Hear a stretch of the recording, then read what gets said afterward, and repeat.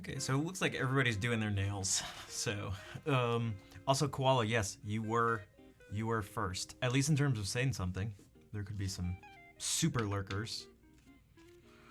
Um, yeah, thanks for being here. You were here like, I swear it was like the second I pressed start stream. And then Cello, Asamiya, Essie, Tanya, who's lurking and doing the nails. Captain, what's up? You weren't refreshing? Wait, do you have to refresh to be first? Hey, Teeny, what's up?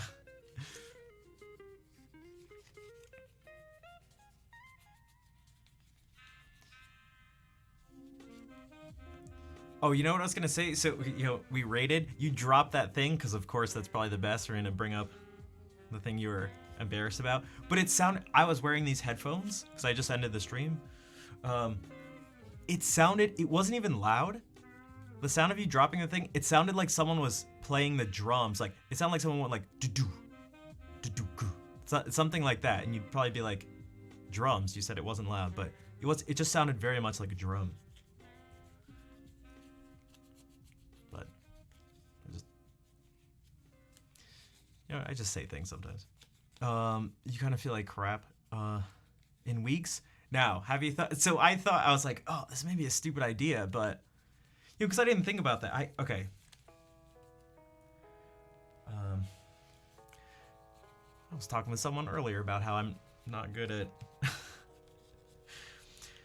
at formulating my thoughts sometimes.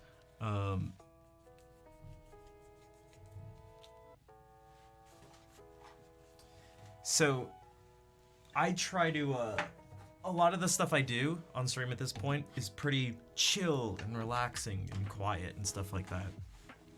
Right, like this guitar, the classical stuff, it's very quiet and that's why when I go for a professional manicure, I'll address that in a sec actually. Okay, guys, I gotta do. Damn, I didn't want to do this. I was rushed. I was doing something else. I was doing something else earlier, and I should have been doing my nails. But this other thing was worth it. It was worth it. I was learning a new song, which I'm gonna do in a second. It's definitely worth it. Yeah, so I'm like playing this music, and that's why if the dog barks and runs, like it makes me go crazy. Or sometimes it's super rare. It's super rare, but this keyboard is a keyboard. It's not real. It's not real, right? There's no actual hammers hitting strings. Every once in a while, the velocity of the key being pressed down goes crazy. And even if I press it softly, all of a sudden it'll register as being max volume. So it'll be like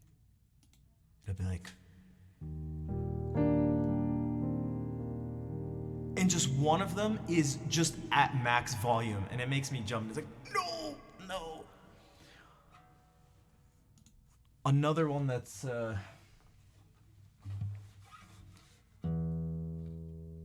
usually we keep the guitar in the same tuning, just the standard tuning.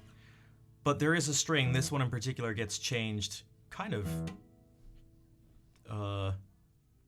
I don't know, relatively frequently actually. It goes from E down to D and back. So when you do that, good evening, Henrik. When you do that, you want to stretch the string out so that it helps it sort of settle into place. And I learned the hard way, if you just go like this, you can grab the string. But I did that one time while playing, and you're like in a hall and it's just dead quiet, and it's like, you can hear people go like, you can just hear people like, you hear people breathing. And I went to stretch out the string and it just like snapped back, but like a million times louder than that. And I've done that a couple times on stream. So now at this point I make sure that like my thumb is like wrapped around and like curled underneath it so that it doesn't do that. Cause it is just like, it's so jarring. It's so jarring.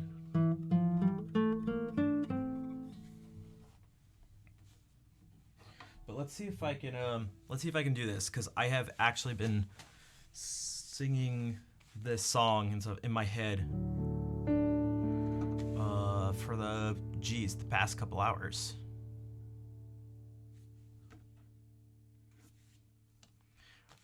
I heard this song a few hours ago, so I'll ask for a tiny bit of a break.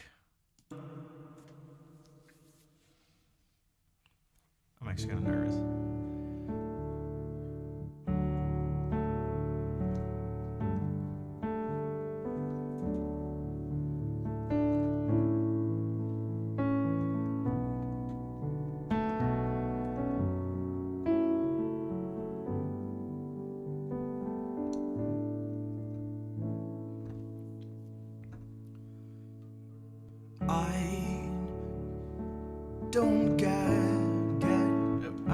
I don't get many things right the first time. In fact, I am told that a lot.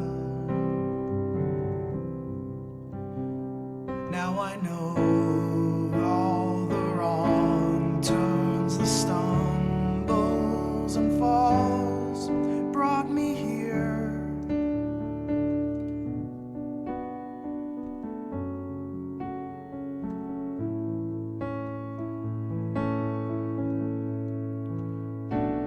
And where I was before the day that I first saw your lovely face, now I see it every day. And I know that I am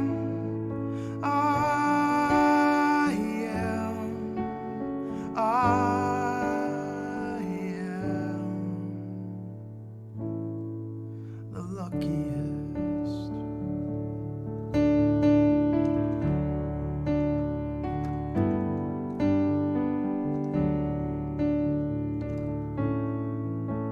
What if I'd been born 50 years before you, in a house on the street where you live? Maybe I'd be outside as you passed on your bike. Would I know?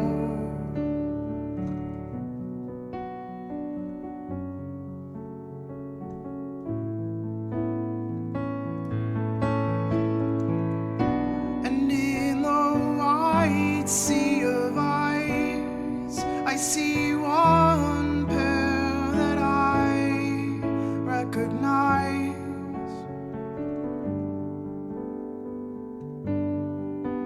And I know that I am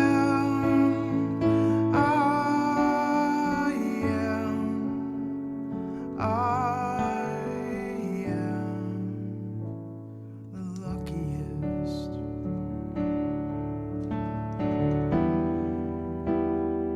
I love you more than I have ever found a way to say to you.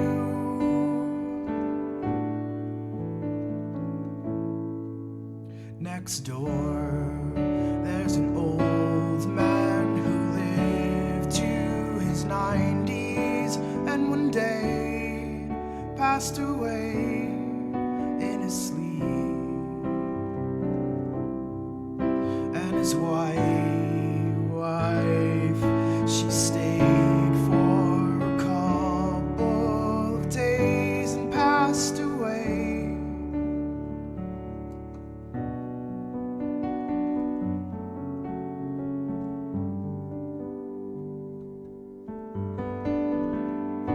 I'm sorry, I know that's a strange way to tell you that. I know we belong.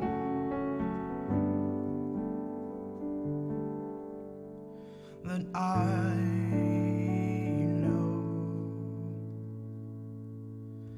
that I am, I am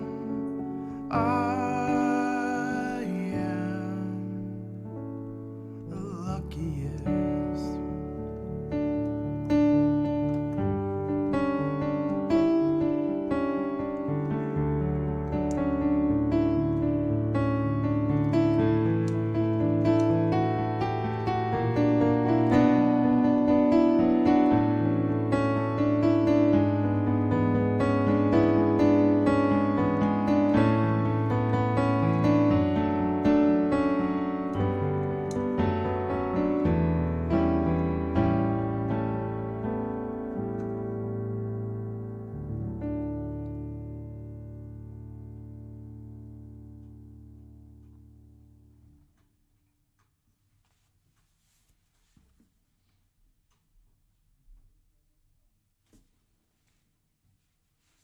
Um, hey, Michaela. It was this part. I knew this was gonna happen. I love you more than I have ever found a way to say. Thanks for the claps. And Patui, thank you for the 26-month resub. Thank you for the support. If there's a song you'd like to hear, let me know. 4 out of 4 claps. Nice. That's the best. That's as good as it gets. To respond back to Cello's thing, will I ever go for a professional manicure? I did twice, and I essentially went as like a spy. I got it done from 2, like an hour. Yeah, I'd never heard that song before. What, like 3:30?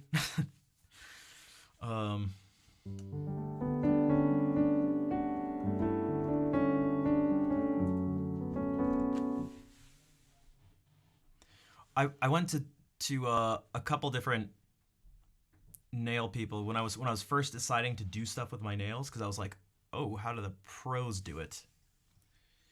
And so I saw what they did. There were some issues with it though. I think they really couldn't like understand what I was getting at and what I was they probably had a lot of sort of like muscle memory, not just physically, but like in their mind in terms of what they expect in nails. Because I said things like, I'd like you to just put acrylic on my nail. I don't want you to change the shape. The shape is very specific. I've told this on stream before, but it's been a while actually. Some of you may know. So I don't know if you guys can see, but my nails aren't just long. They're actually a very specific length and a very specific shape, and they're not even. Meaning they slant one way. And same thing with my thumb, and it slants this way. So I'm imagining someone who does nails all day and they worry just about the aesthetics of it. You know, they look at a thumb and like, wow, that's really off and crooked and stuff. They have a drill. They have like this drill bit thing that they use to sand off any excess stuff and also to scuff up the nail bed, because that's one of the keys to making the stuff stick to your nail. And so she took the drill thing and was going like on the top, okay, and in just less than a second went and in one sweep just went and just ruined, just ruined the nail shape. It was like, oh, that's like weeks of growing that you just messed up. And so the way they were shaping the nails and the stuff they were doing it just like ruined it. So I was like, okay, I'll just have to do this myself. Twitch stopped working 4 times during the song though. Yeah, Twitch can be buggy and glitchy, unfortunately. Was Twitch messing up for anybody else?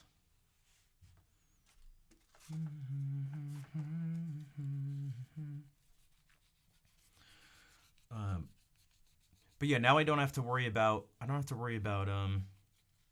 relying on a particular place or person or something, to be able to do my nails. I can do it myself whenever I want. I have more control over it. You were watching on your laptop, gotcha. The chat stopped working twice today. Also, Ed, hello, how's it going? Thanks for the heart.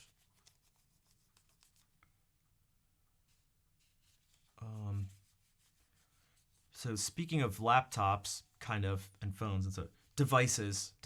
I just got an iPad, and I set it up.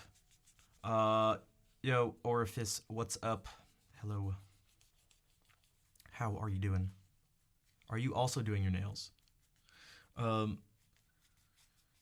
And I have begun the process of digitizing all my music. And there are just milk crates and boxes filled with music. So it is going to be a long process. I obviously have to, prioritize certain things. There's a bunch of stuff that, nail file mercy. So that's, okay, what do people think about this? I feel like most typos that are corrected, I was saying this to someone earlier, I feel like most typos that are corrected are more for you. It's like, I know the difference. I know what I meant to say. Like, especially when it's 222, your, but this one, I actually had no idea what you were saying. That was a very good practical typo correction. I was like, that's nail file mercy. I was like, what? No matter who's exactly. It's what it's, yeah, right? So, but sometimes, oh man, some of them need serious correcting. The difference between can and can't, when that's the typo, that's like, oh my God, I need to fix this immediately.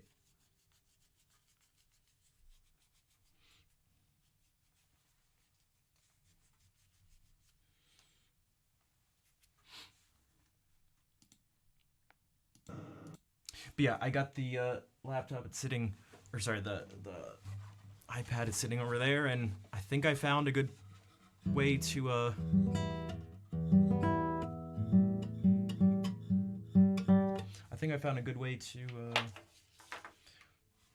get the music onto it.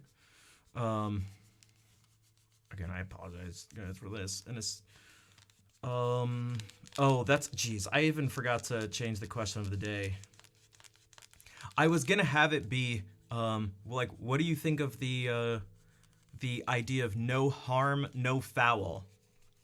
And it actually has to do with the iPad, because that thing was expensive, and I got it delivered, and they made it so that it was like, you have to sign for it, and I was like, great, good.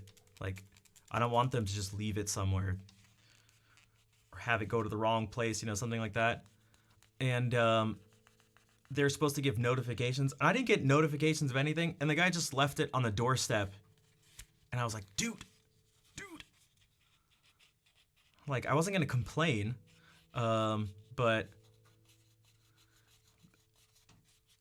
at the same time, I was like, dude, I really would have liked you to have waited for me to, like, sign for it and not just left it on the front steps. Ugh. Don't like it. Baby horses are great. Wait, hold on. I think I'm missing something. I think I'm missing. What joke just went over my head? Can someone help me?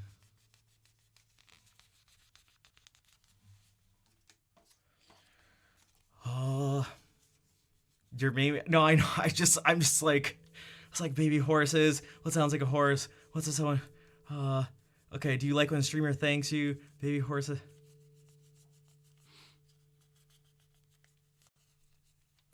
Oh, no harm, no foul. Okay. Don't mind me. I'm just, I didn't have any, you know what? I just realized I didn't have any caffeine. I didn't have any tea or anything like that today. I don't know why I was preoccupied, but so I may be a little slow. Okay, this should be better.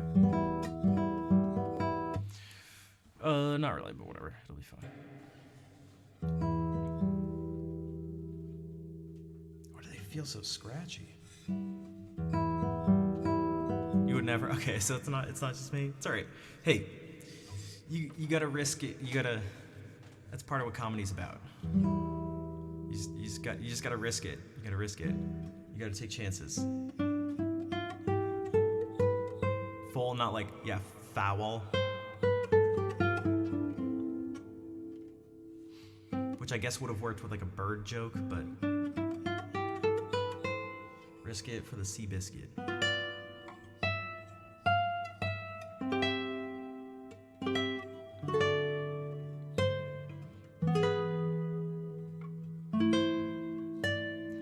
Yeah, Seabiscuit. That's what I was thinking too. I didn't even do. Right, there was that movie with Tobey Maguire about the horse. Alright, let's do this.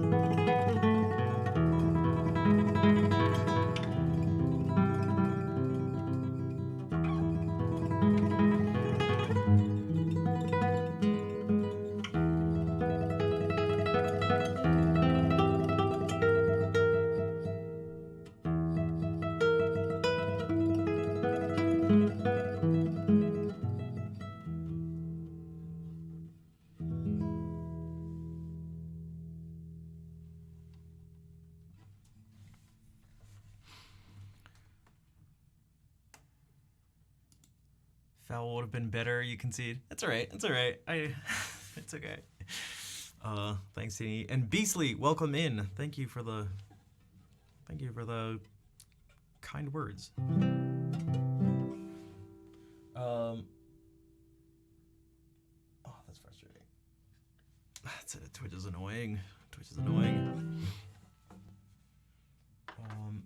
I'm gonna use this even finer sandpaper thing. We got 4 claps from Koala, so it's koala approved.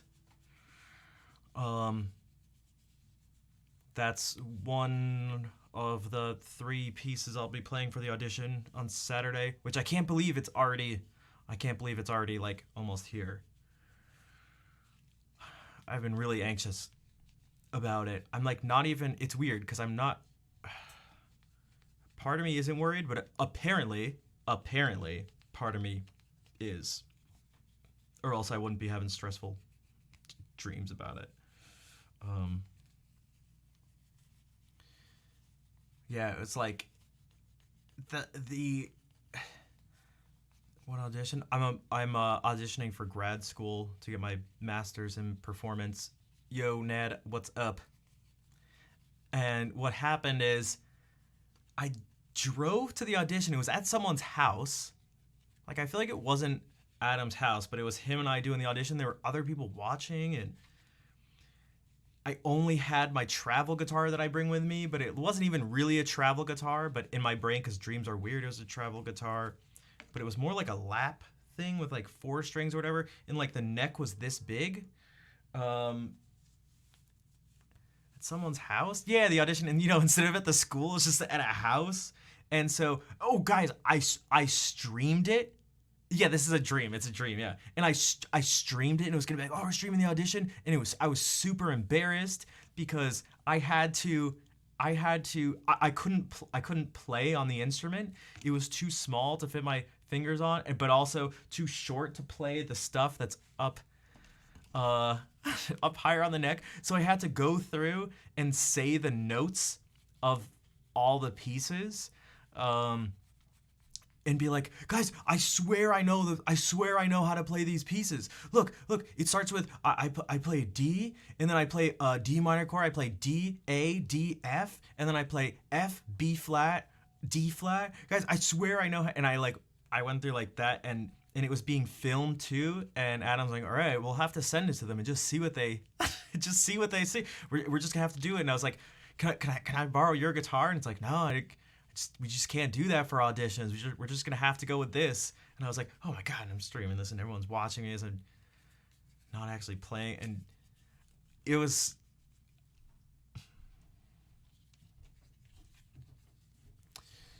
what will this allow me to do? Become incredibly powerful. So streams. And I've had a lot of things. What? Can't bring your... No. This isn't my dream. This is my dream that I had last night. This is my dream. For the people who just came in, what I was just talking about was not a real situation. This is my dream. It's absurd situation. Yeah. It's just a dream. But this will allow... there's a lot of things, but basically a reconnection with the community, someone to... help to reach out to someone who has a lot of connections and stuff. In terms of just the purely musical stuff, I'm really hoping to get a lot of help in terms of technique. I'm hoping Adam can help me with a lot of the issues I've been having, because as much as I talk about like musicianship and stuff like that, which I think I've done a huge amount with, I feel like I'd be the first to say and just be aware of that, like that my technique is not where I'd like it to be. But yo, Sato, what's up? How's it going?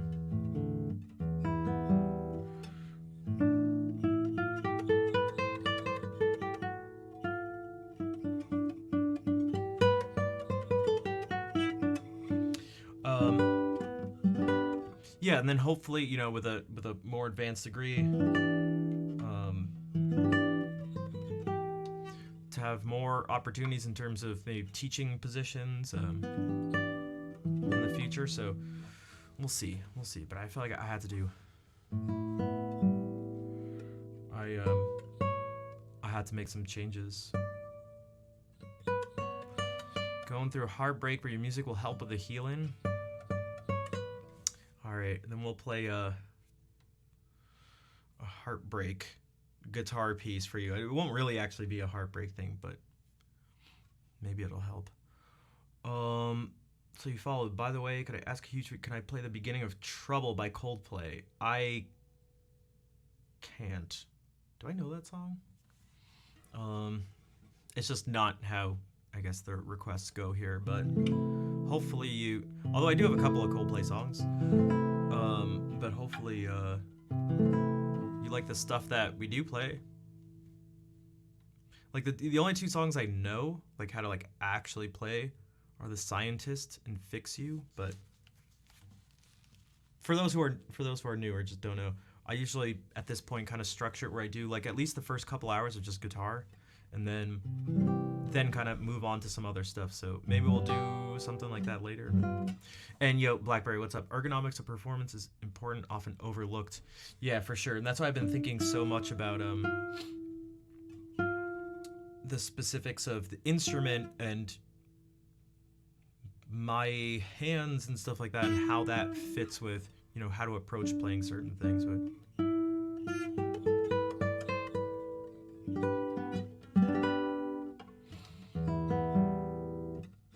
hey, thanks, Koala.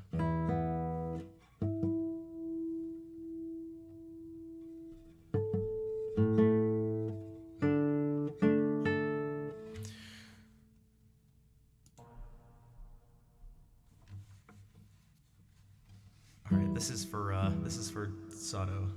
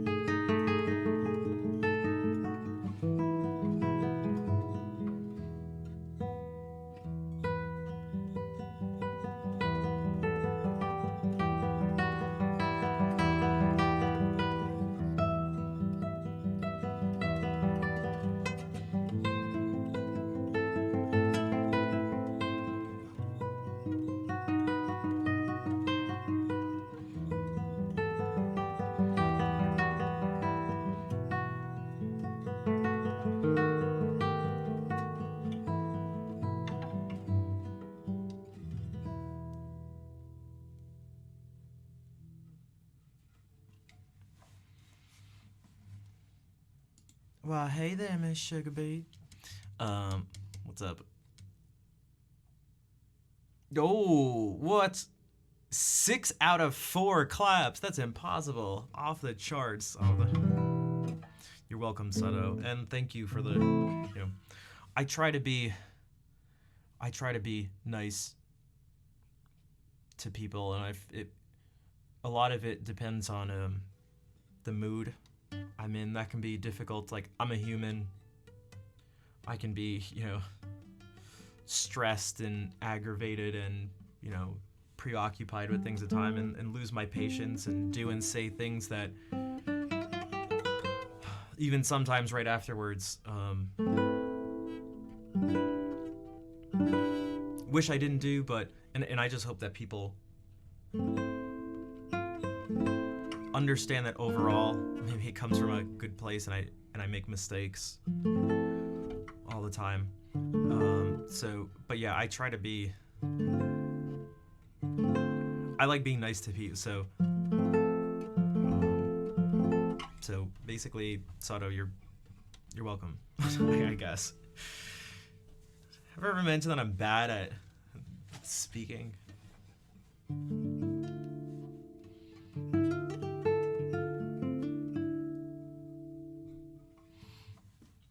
I swear the thoughts are all there. I swear in my head it's all there. It's all there. But every time the words come out, it's just like, yeah, that's not quite what I was actually thinking. And then I say more words and it's like, oh, that's also not it either.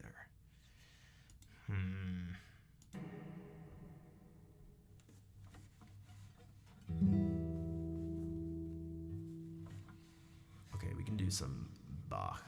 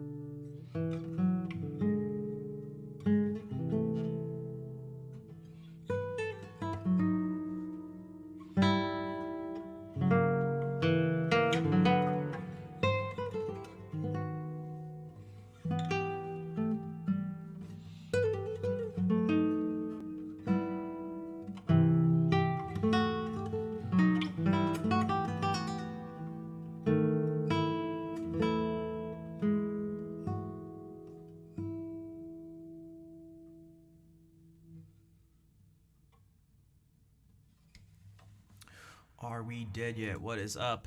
Prefer unacknowledged? Gotcha, yeah. You know what? I had a little smirk in there. Also, Words are hard.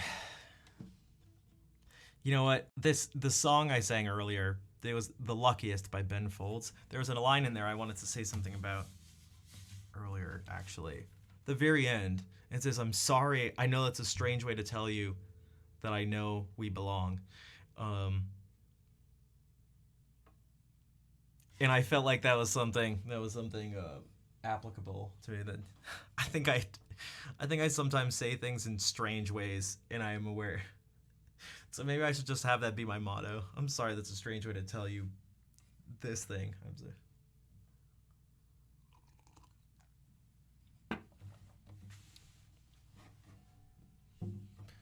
I'm sorry, I know that's a strange way to tell you. Thanks, Koala. But I also smirked because I thought of a different question of the day. This is also something I was stressing about last night. This actually kept me up. Guys. Okay. I did have this question last time. I just forgot to change it. It happens sometimes. I just lose it. But I have a much better, a super deep. When do guy jokes become dad jokes? Oh God. This sounds like the beginning of a dad joke. I forget sometimes. I forget, guys. I just forget. All right. When he has kids. Oh, yeah, okay. I mean, oh, all right. Oh, wait a second. That wasn't even Are We Dead Yet? I was looking here and in my peripheral. I didn't even fully look. I just saw the same color and roughly the same length. That doesn't even sound like the punchline to a joke. That just sounds like an actual answer. So this is the real question of the day.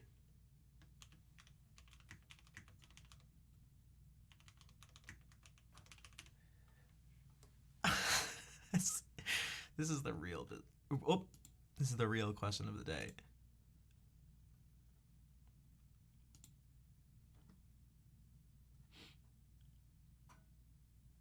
I like when Twitch Mobile doesn't just freaking unfollow people when I put my phone. Uh-oh. Hold on a second. Okay, Type Delete's been following since May of 2018.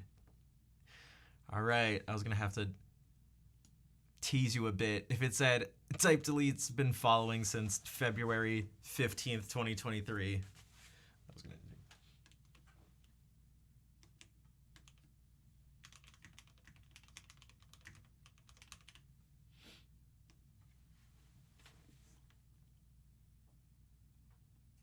I think it's through FrankerFaceZ, which is a browser extension for Chrome for Twitch. I got rid of you can set it to get rid of the unfollow button, so you don't ever accidentally click it. So once I follow someone, the button disappears completely, and I'd have to change the settings in FrankerFaceZ for me to unfollow a person. Okay, this is the real deep questions. The real deep questions. That's what Hey, Jack, what's up? That's what the question of the day is now. As you can tell, I'm totally serious about it. I'm totally not joking at all. And that this is the philosophers have debated over this for millennia. Guys, but what is actually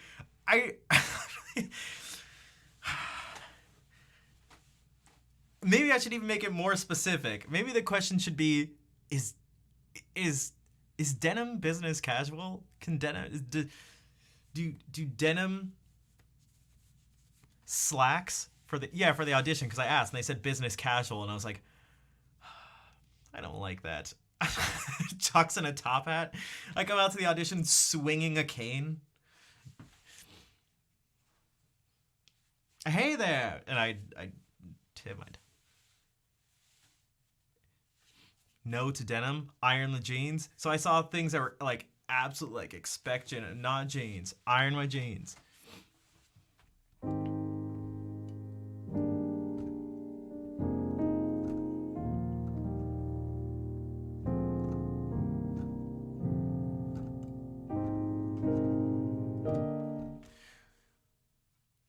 what it is. This has nothing to do with business casual, but thinking in terms of flats on a keyboard is way easier on guitar for some reason.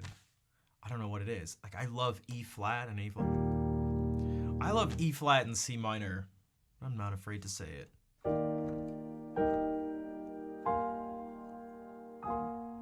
That's probably not the best use.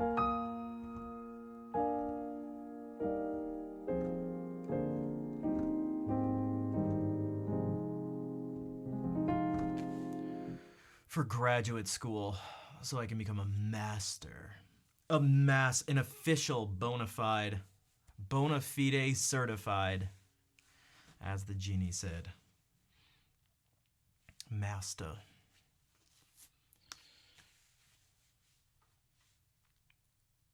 Of guitar.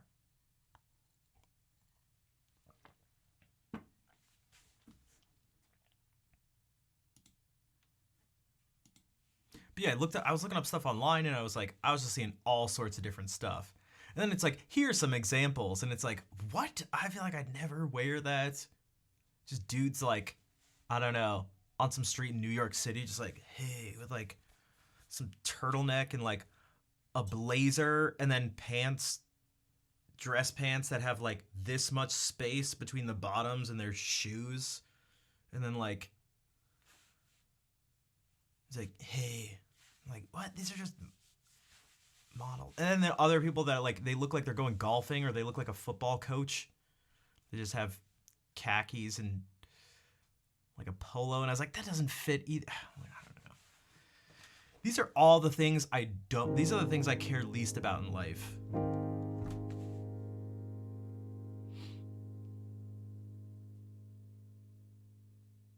But I see people playing all sorts of stuff. I see people like...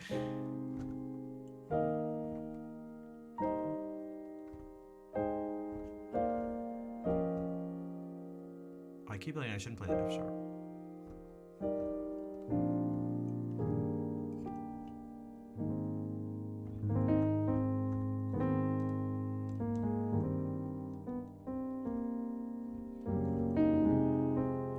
Maybe I should do that towards the end of the stream. Have you guys pick something out? Because I gotta get, like, I have stuff that I feel like would fit, but then it just, I don't know. I feel like it's, when I think of people performing, it's like, yeah, but no one who performs would wear that. I feel like it's, well, I look exactly like, I feel like that's what it looks like. It looks like business casual. It's like, am I like playing music or something? Or am I like, how are the reports about those stocks? And, you know, here's the word, I'm going to use the word assessment and earnings and stuff like that. Gross words like that. Highland casual. There you go. Oh, I'm sorry. I thought you meant Highland casual.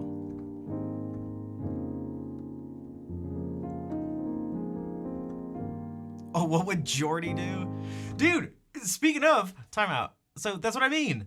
Like, look at this. For those who don't know, that Saval emote is the best. Oh my god, that face is magic. What a great coincidence. Let's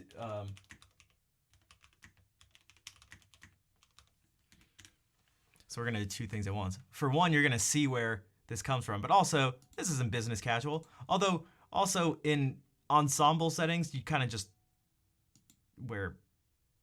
Everyone just kind of wears black. That's easy. It's just wear all black. They're just wearing all black. So, you know, maybe this is the best situation.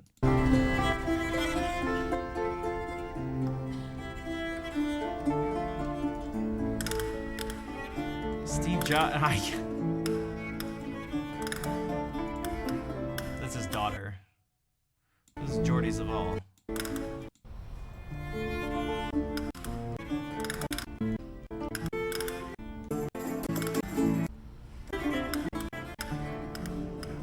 Like, I feel like he usually wears, There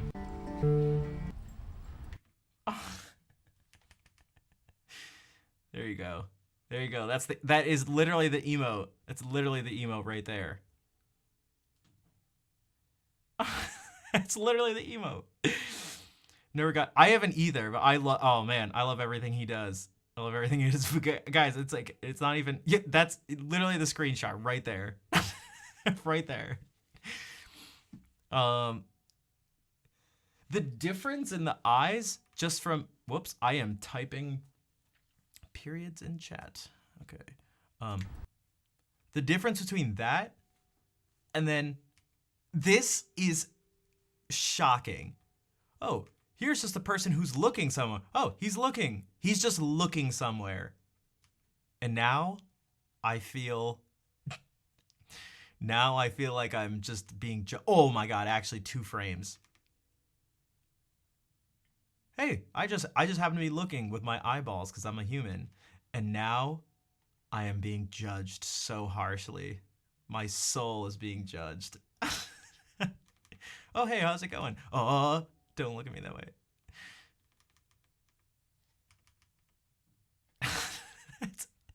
It's crazy. Nothing else changes. His face is completely still. Nothing changes but the slight position of his eyes. Dude, humans are wild. Oh! Oh, shit. Oh, my God. I'm sorry. I don't even know what I did. I don't know what... But, so, for those who are wondering, we were just listening because I'd play, like, this theme and variations. And so we listened to it, and it was like, oh, okay, and here's the end.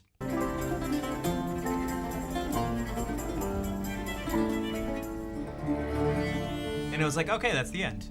And so I was like, all right, nice, we'll pause it. And I paused it, and all of a sudden I just like stared at the screen, and I was like, huh?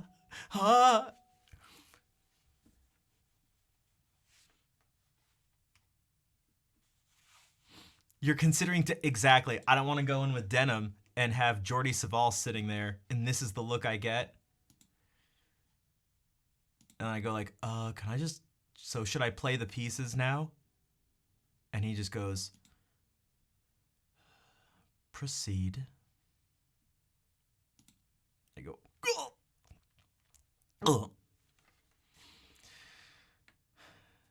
But this isn't even, yeah, what's that face? Oh, I don't know, fatherly disapproval, I guess. But usually he wears like,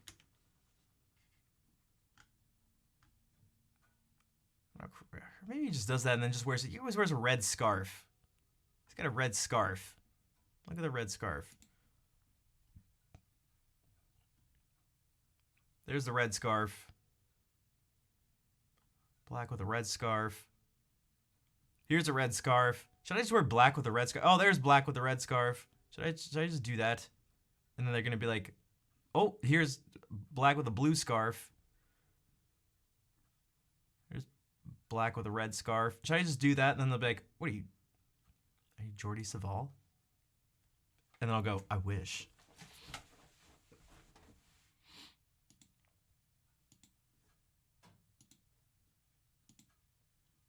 But it's a business casual.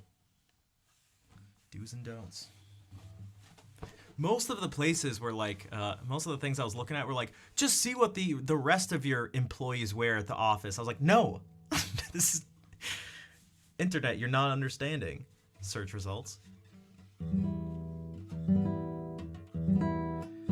70s Paco performances. Yeah, there's some stuff that you'd just never wear.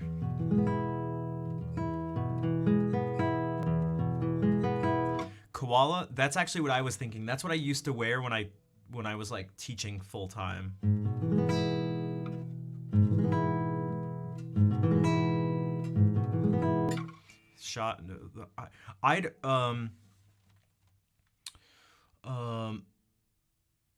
Unless you're awesome. I didn't. Oh, see guys, there's the typo correction. There's the typo.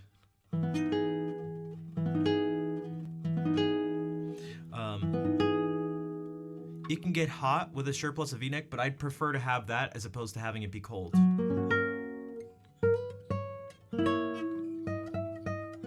The stage is more likely to be cold than hot, so you do not want to be cold. At least I don't.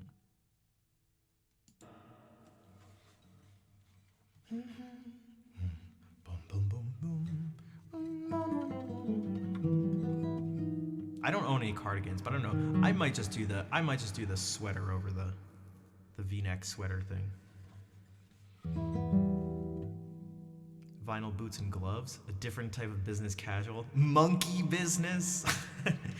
Oh, I must have misunderstood you guys. Whoops. Should I just like play anyway, make the most of this?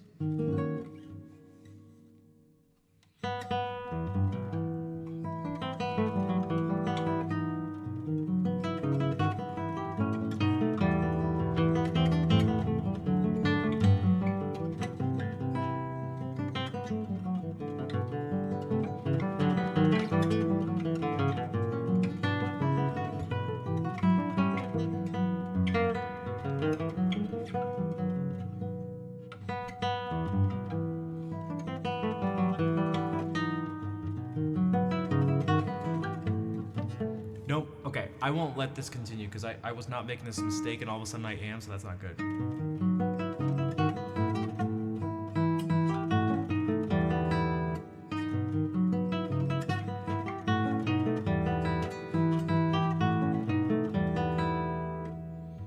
One, two, 5, 7, 1.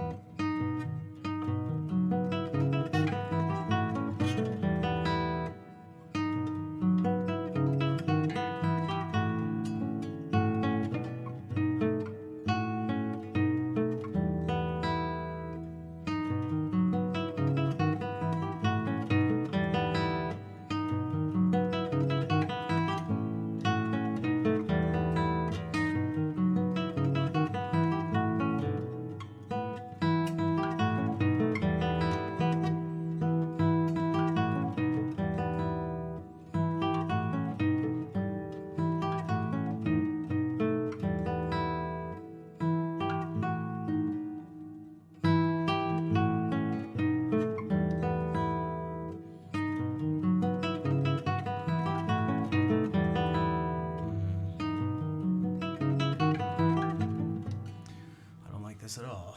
I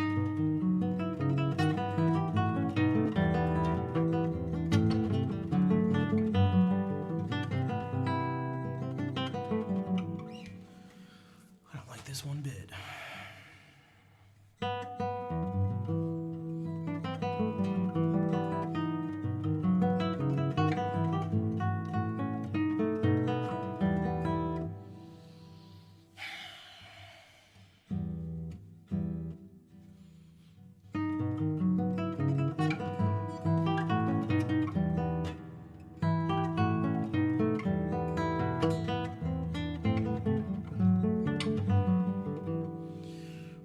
Turn this into a practice stream, which I know everybody loves.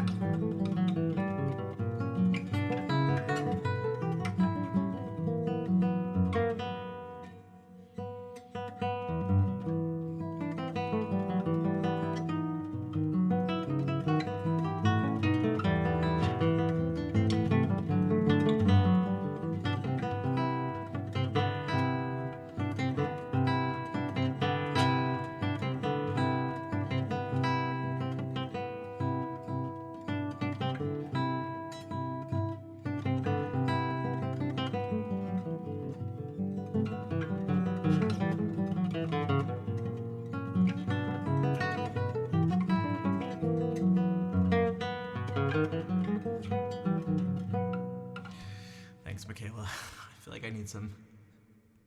Sometimes I feel like I just need some reassurance or something because I get anxious. And I'm definitely feeling anxious.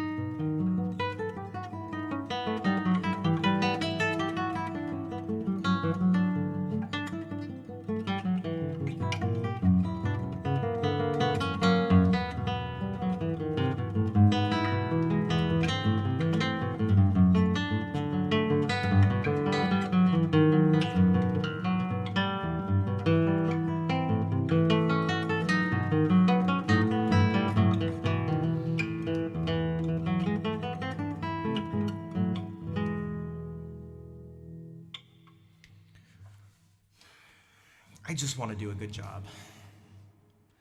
I want to do a good job.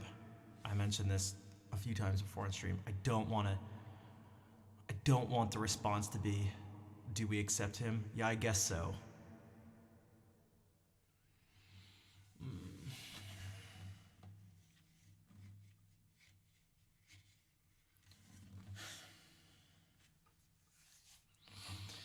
Thanks for the claps. What's up, Choco Mint?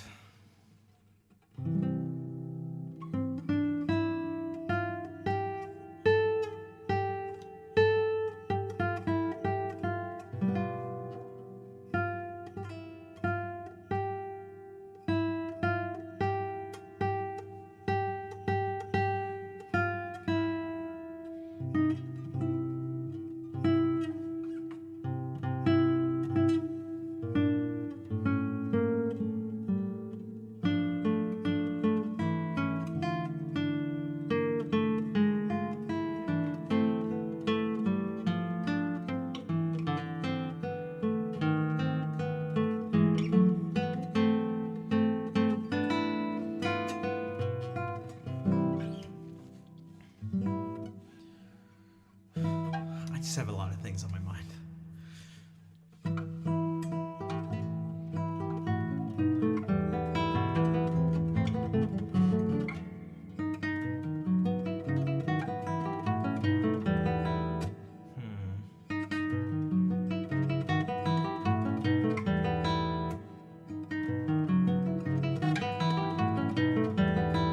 Do I need to think about actually just using my right hand?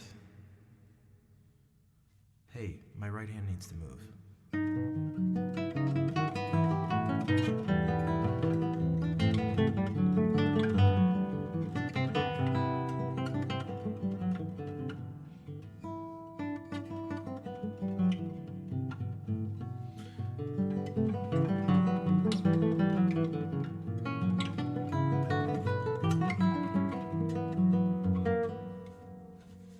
This one's the scariest one.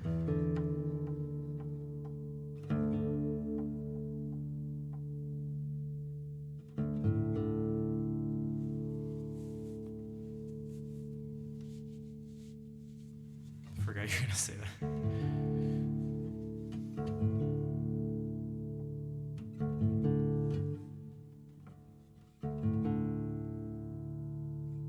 Oh, this is what I meant earlier in the stream when I talked about you change the tuning, and so you have to stretch it out.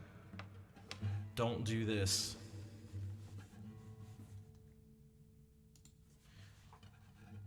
Don't do this. Do this.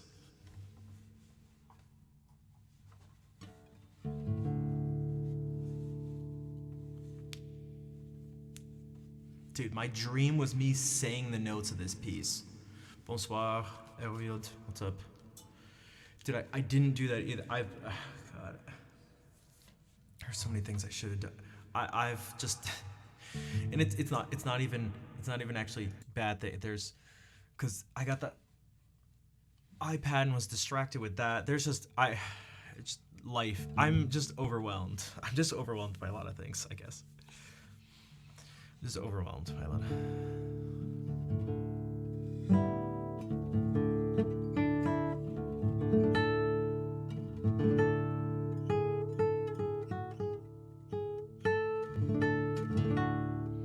Squalla. Crazy dreams. You don't even remember the. Yeah, it's weird how they can just sort of disappear.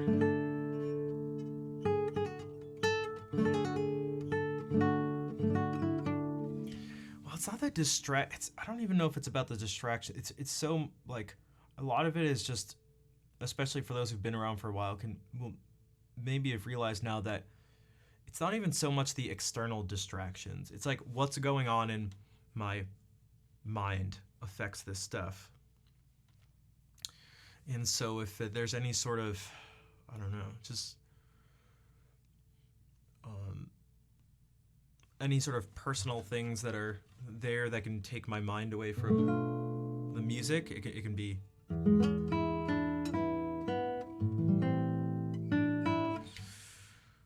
it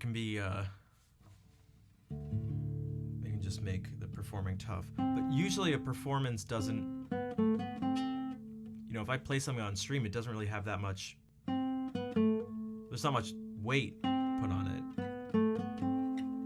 And I guess in a certain sense, there's not really that much weight put on this, because I think I'm putting on, I think I'm putting on weight, which I don't think I am. I think I'm putting weight on this.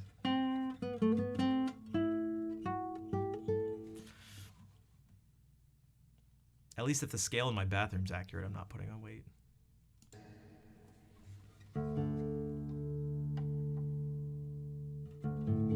May have been work-related. That seems like a likely place of stress. Pride of my own art? No, I mean, if you guys are curious, I've, did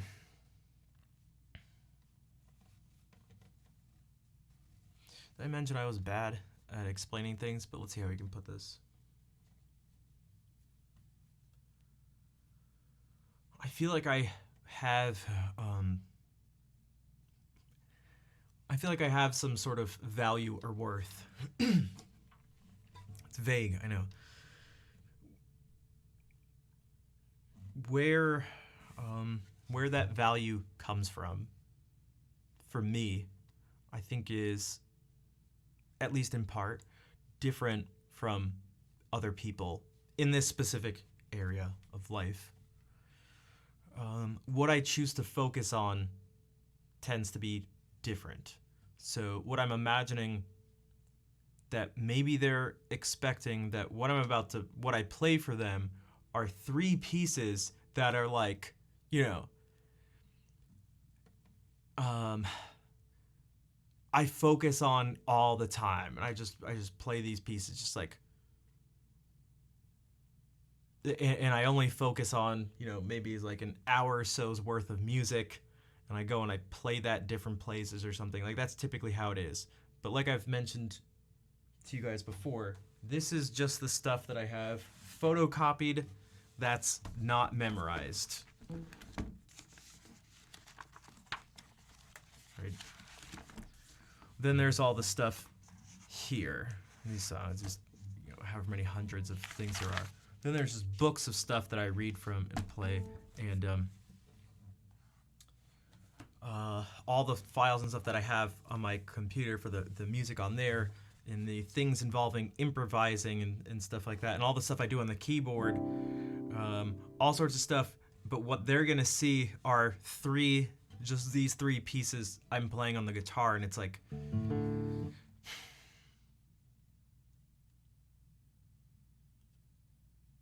I almost want there to be more to the audition than just like me like playing these pieces. It's like, oh, that's such, man, even if they're the most perfect, even if I play them perfectly, I feel like it's not a good representation of myself.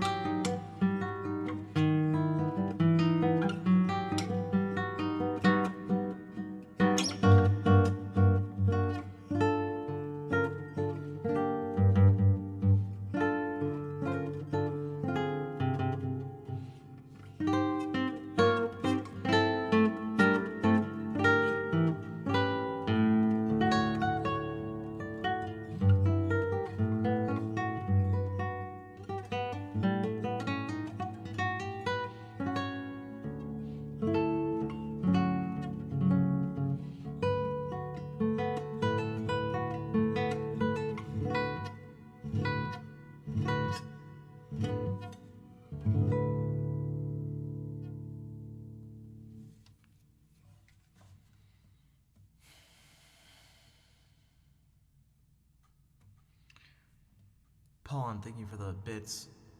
What's up, Zelda's kitten? Oh, man, I am not feeling great. I feel like I just don't want to stream and would just rather practice. And the problem with practicing on stream is that I feel like I'm always in the back of my. It's so difficult for me to actually focus and practice on stream because there's always the thought of like needing to be entertaining, like.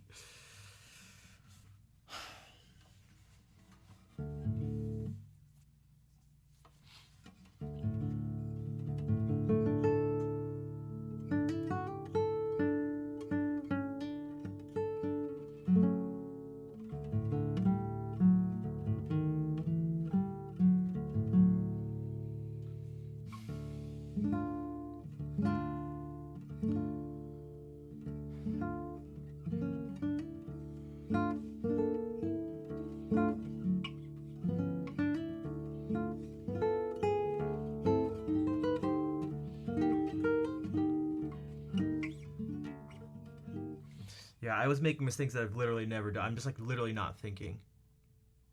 I'm just not even thinking right now. Entertainment is subjective. Well, I don't want to get like too philosophical about it, but I can.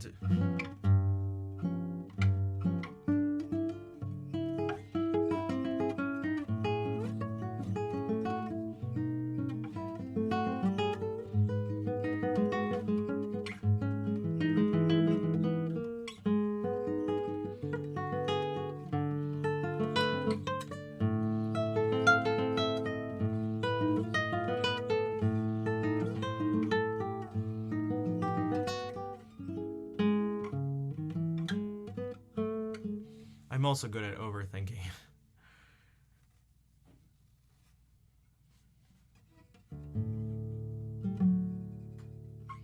Which has its uses in some places, but like everything, it comes with a downside sometimes. But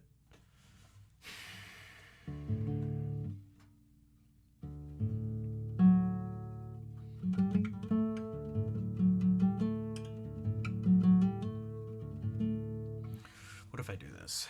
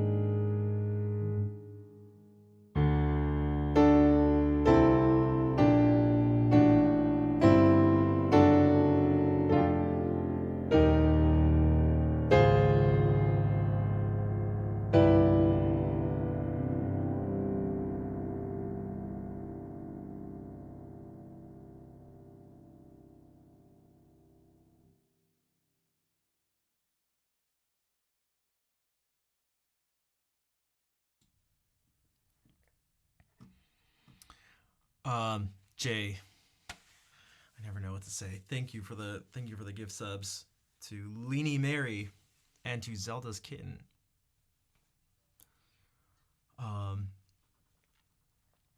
Thanks for the claps. Ticket to Hawaii.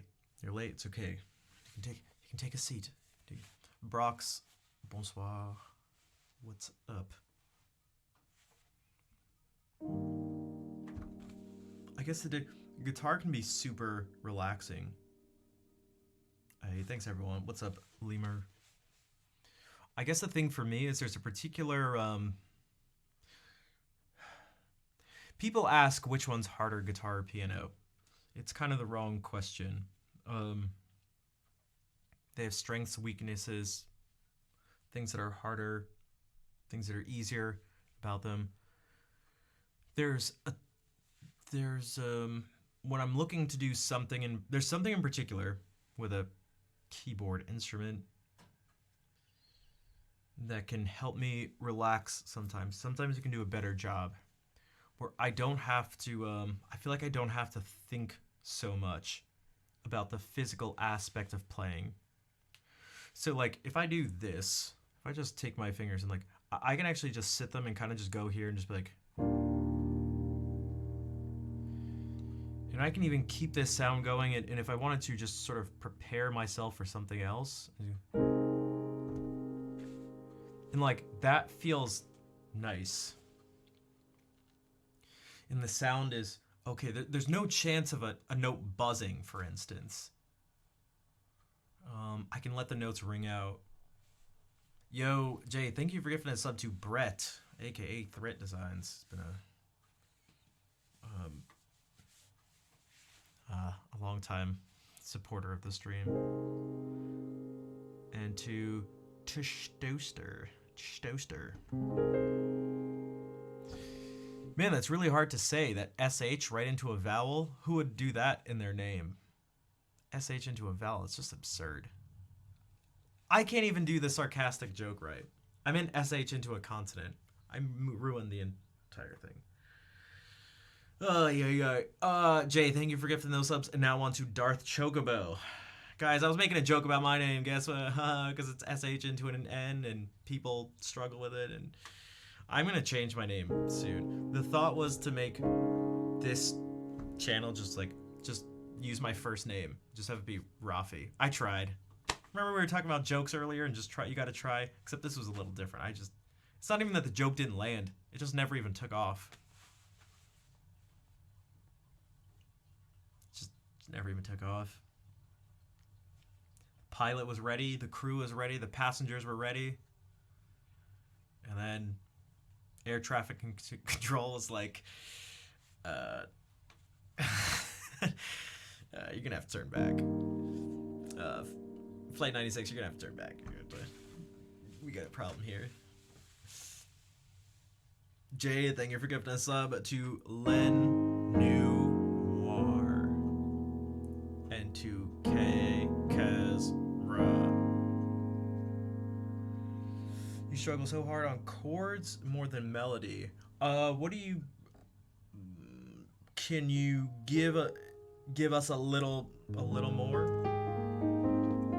Because I could maybe address some of that stuff. The sugar daddy. I mean, you guys can see. Like, if you look up there and see, the top sub gifters. Like, look at the difference between just like first and second. Although there's someone whose name doesn't show up there, so it's not totally accurate, but you can see. Jay, thank you for gifting a sub to what better than a Jenga piece and Hypoluxo. But yeah, there's a type. If what I want to go for, there's something very specific because it seems to work well for just this like hyper relaxing type stuff too.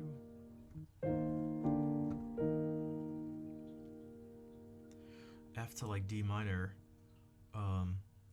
Oh, you mean like on actually moving your fingers from one place to the next? Yeah, because that's like really hard because you have to do one of the most awkward things you can ask a human's fingers to do, which is to move independently from each other in a very, like in a particularly strange way. um, you just never do this anywhere in life. I've brought it up on stream, and this is a legitimate question. Like, is there anywhere else in life where you need your hand ever finds itself in this position on purpose and has to be here? And if it was here instead, things wouldn't work, or if it was here instead, it wouldn't work, or it'd be wrong to be here or there or there. Like, where this is the only place it can be. Flashing gang. Actually, even that. I mean, like, if you flash a gang sign, it's off by a millimeter. Is it really gonna make a difference? On guitar, it does. That's the thing. It's like, it's this type of movement along this plane with, like, stupid precision, both this way and this way. It's just like, so on the piano, if my hands are here versus if they're here and here or there, it still makes the same sound. So if I'm like not focused like I just was, and I need to like chill out and just make sounds that are relaxing sounds, and some of you seem to agree because you said this is relaxing. Yo, Vectros, thank you for 100 more bits. Then I can sit here and I can like relax and be like, oh, I don't have to think about the technical details and just sort of go like, you also get to play really mushy blended stuff on the piano.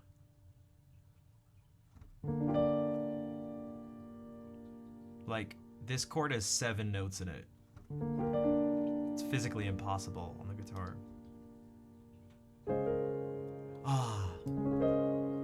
You get to do these types of things,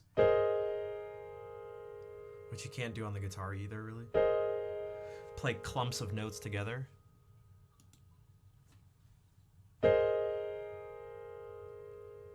It's actually really difficult on the guitar. It may seem counterintuitive, but if you were to play something like this, like, that'd be easier. Now, I don't know about this specifically, but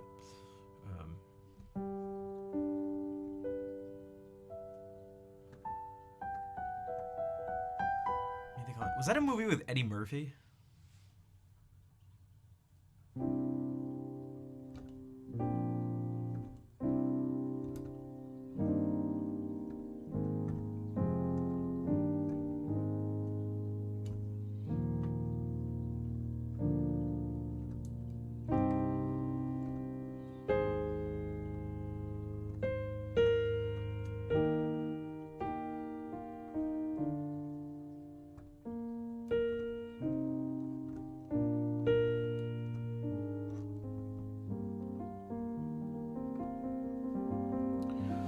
Arrangement of chords. Yeah.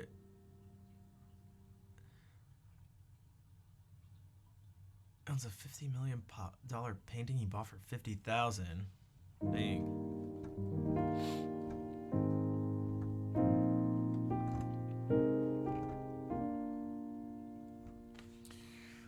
The science behind. Oh, so if you're talking, I was wondering if that's what you. That's actually what I thought you meant at first, Airwill. To like, are you talking about like almost like how do I, in this specific example, to just like, how would you make up, like, why did I decide to play this, for example? Why those notes? Because that would be a good question. Not that other questions aren't good, but that's like, I mean, that's like one of the questions. Why did you play what you played? You want to teach at university level? That's part of it. That'd be part of it.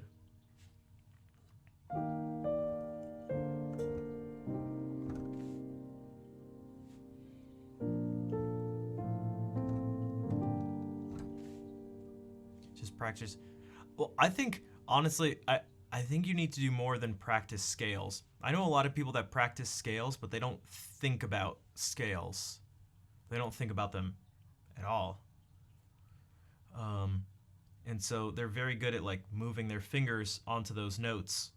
But then it's like, what do you do with the scales? How do the scales relate to chords?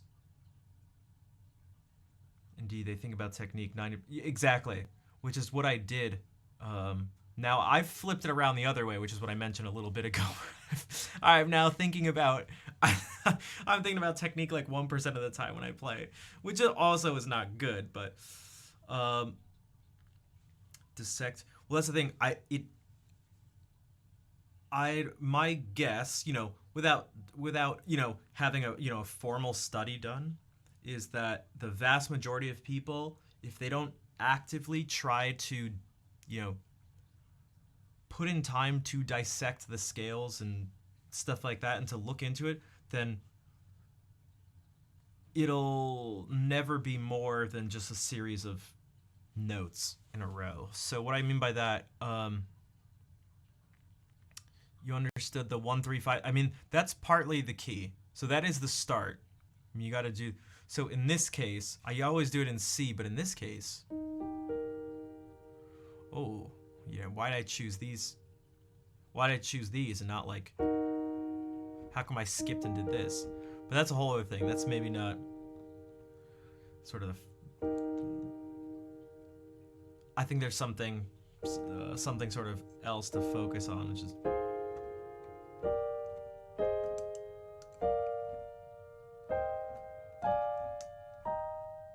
Is that you have these, and what you can start to do is you can honestly just, you can do, you know what?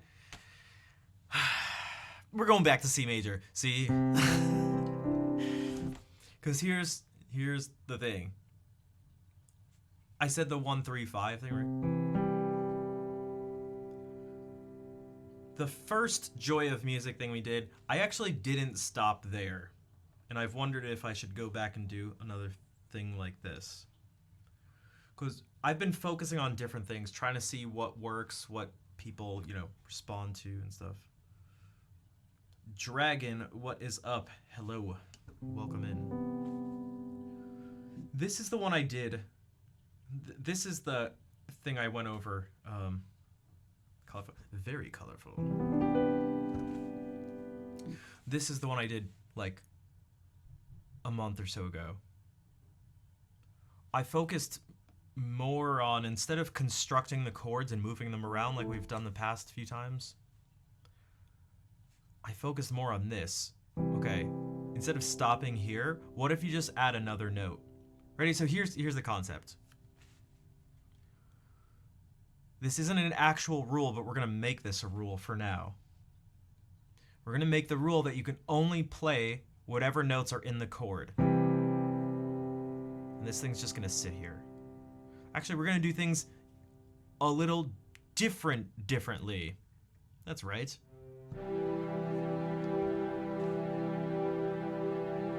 We're gonna do something with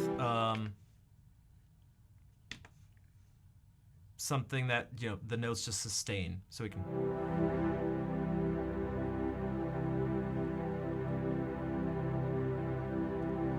So now we can do this. Okay, no rhythm or anything. It's just these notes.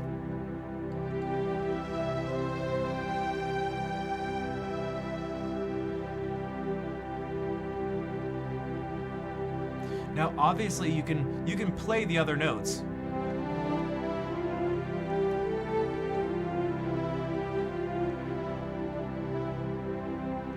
Right? And they sounded fine. But that's not what I want. I want to focus on, like, really hitting these notes. Mozartian? Exactly, because...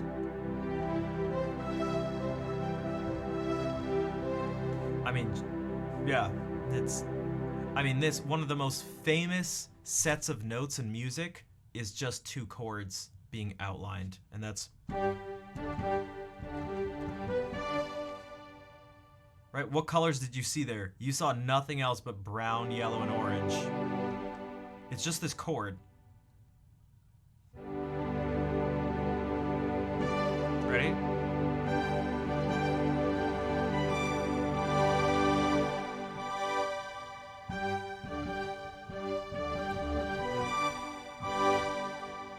It's just these chords split up, and then it's this chord split up. We can do it from...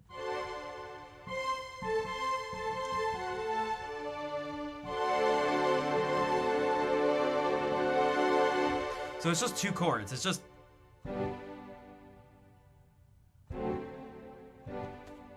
But, alright, so we have this.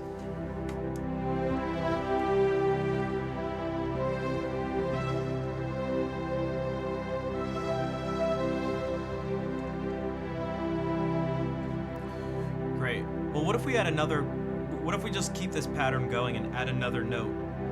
By, instead of 1, 1, 2, 3, 4, 5, we'll go 6, 7. So we just played now another note. And now, following the same rule, we get to use this note.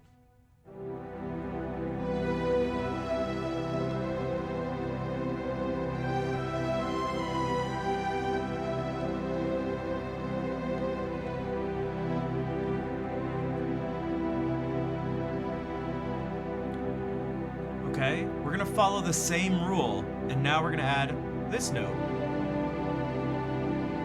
Now here, you're gonna have to take my word for it, because my hands just aren't big enough to play all these. You're gonna hear them all, but the key sight thing is not gonna pick them all up. Because if I hold down the sustain pedal, you hear the sound, but if the keys aren't physically pressed down, it doesn't register. So we are now hearing these. We now have 5 notes to use.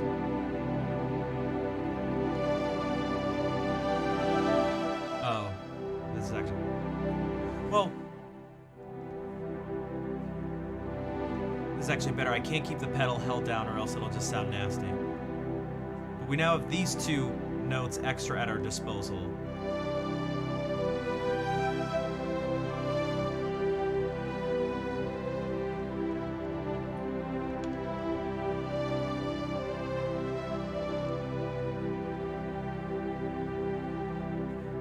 If we continue what you may think is the pattern.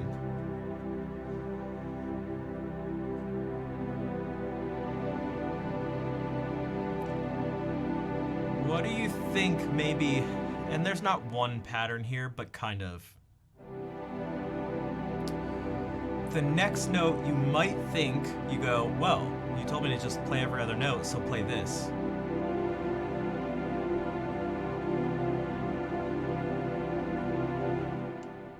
That tends to not be as pleasant, you could say, as...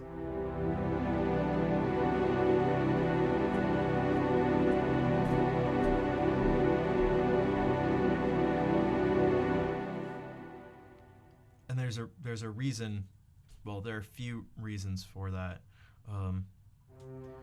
Because what's sort of the real pattern here is that this... The way we moved was a certain distance. It's called a major third. And from here to here is a different distance. It's slightly smaller, a minor third. And from here to here was a major third. And from here to here was a minor third. And from here to here would be another minor third. That actually breaks up the pattern. So if we alternate major and minor thirds, we go major, minor, major, minor, major, minor. And now all of a sudden we have a chord with 7 notes. That like sounds good.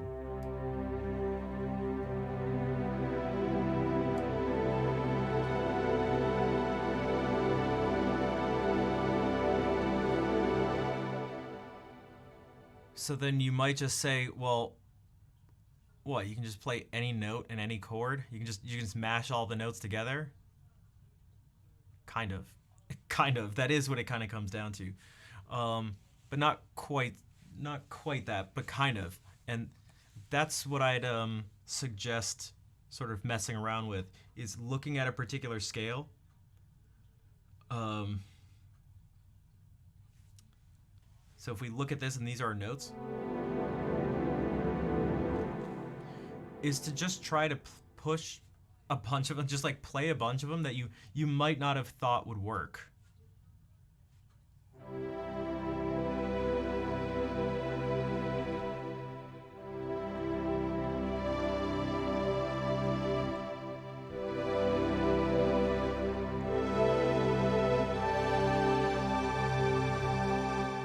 maybe you can say I said this note was weird, so it's like, what makes it sound great? Depending on what you mean by that, the question would be answered in two fundamentally different ways. If you mean like in a very deep way, like what makes something that sounds good sound good, that's more difficult to explain.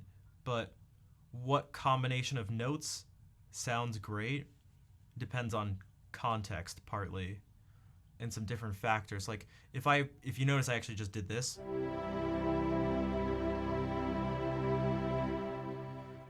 And if I played these same three notes like this,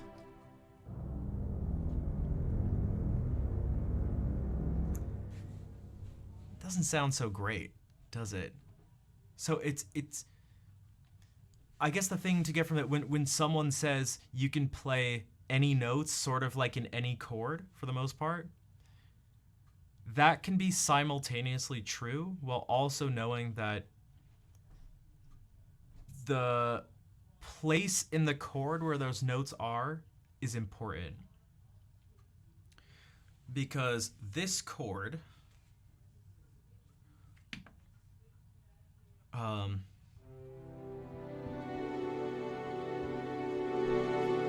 so I'm imagining to most people this sounds fine.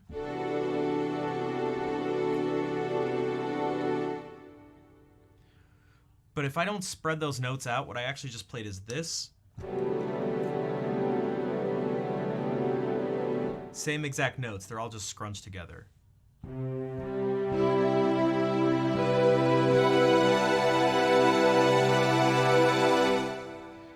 That's also that same chord.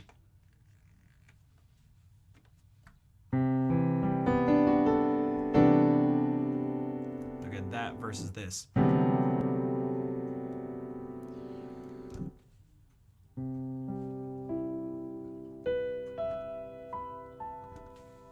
This partially has to do with, to get into the why and the understanding, the overtone series. A general thing is that the farther up the chord is, the farther up the note is in the chord. Now we start adding this one. This one's, you're probably gonna want it a little higher up. This one's gotta be like even higher. This one even more so, this even more so. So that when I played this,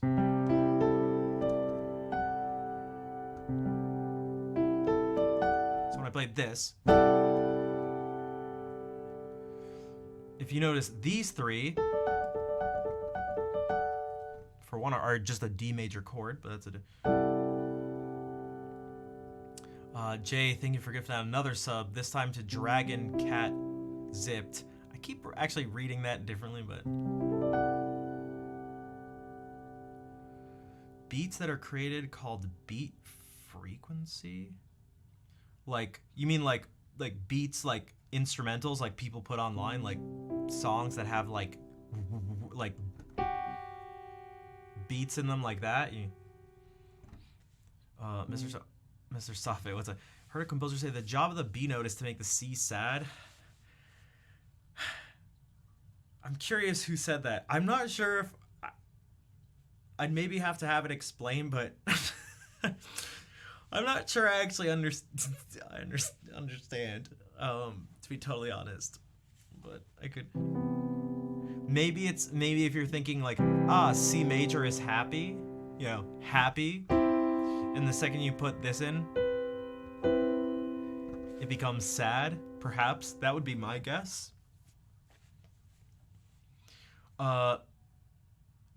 Go Teach, thank you for the raid. What's up? I guess we're sort of teaching now. Well, learning. I'm not the biggest fan of like teaching. I'm just telling you a bunch of things. You really thought that having a master on spectrogram stuff would help you understanding the science by... It's... How do I put it? And welcome in everybody. Fatty Q, what's up? Fatty Q, go teach. Teaching us how to raid. Teaching you how to raid. Beck, what's up? Welcome in.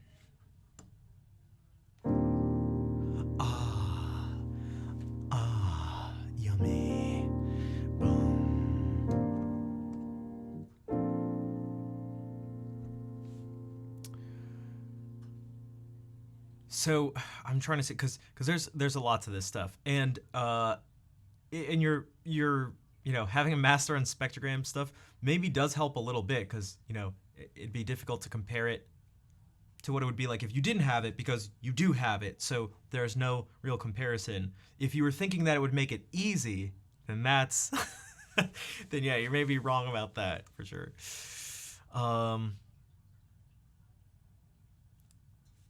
But because this stuff is F sharp minor 11. What about it? It wasn't that, but we could do that. Whoops.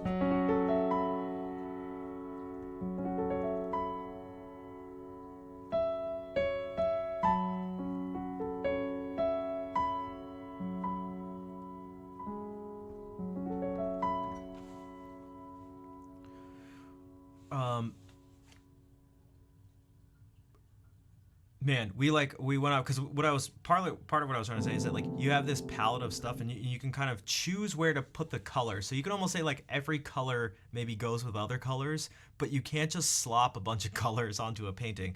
I guess you know what?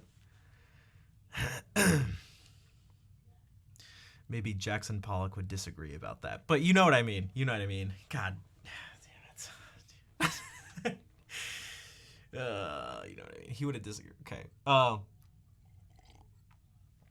So, but you can try and you can sort stuff out and you can learn. I think it's interesting to learn about maybe the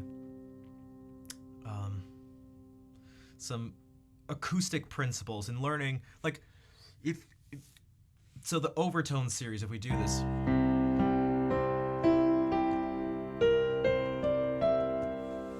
Kind of get those notes. So it's like, oh, this is like what the overtone series is telling us right away. Kind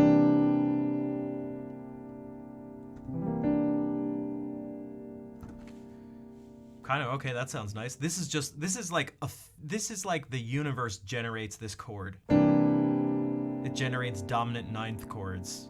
Just everywhere. Of course, that's not how we auditory perception is completely fascinating. Couldn't have even been in response to what I was saying, but it absolutely, because I literally just said it like right as that message came up and there's a slight delay. But it is fascinating because that's the thing. This is not how we hear stuff. It's not how we perceive stuff. We don't perceive exactly what we hear. Maybe that's a good way to put it. So what you have to do is, it requires some experimentation and you don't have to go into it completely blind. You can take what other people have done. You can look at the way they've voiced chords or written songs or played stuff like that. So if you get this, it could be anything from, well, looking to Bach and going,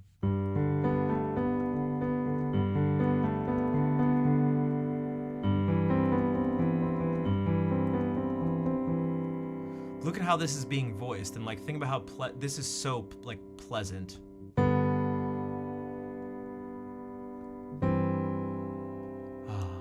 Because that's just this. But that's not quite as pleasant. Or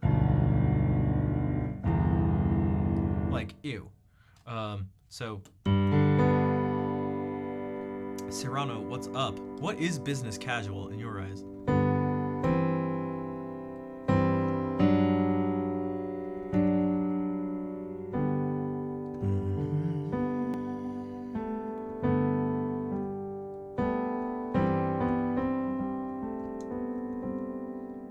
Thanks, Dragon.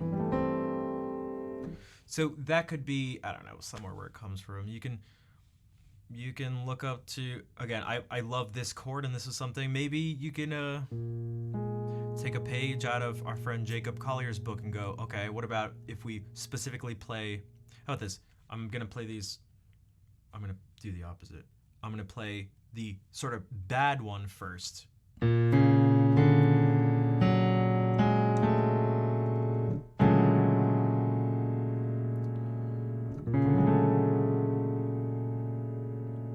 All the notes? Yeah. Oh, yeah. Actually, we could add another one. Okay, there's that versus this.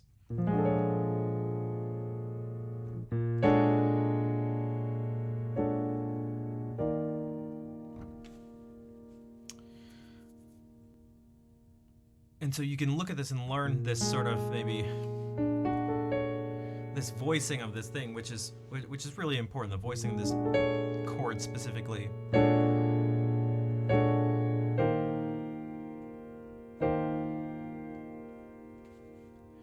And see what you can do with that. The thing is, I guess part of what I'm getting at is that there does need to be work put in. There needs to be effort put in. Have a nice stream. Thanks, Koala. Thank you, as always, for being here. And for helping out with the request command thing, too, earlier. So you can take some general principles of trying to just kind of spread some things out so that when you're just plopping your fingers down here, you're not going, oh, why doesn't this sound relaxing? And why is that different from like,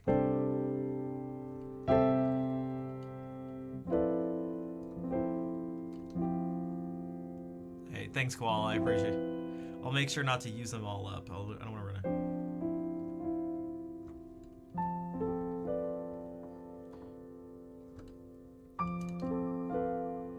Right, so now I am playing this, I'm playing some notes that shouldn't go together, but like, it's almost kind of fine because of how it's spread out like a little. That's actually kind of fun, but.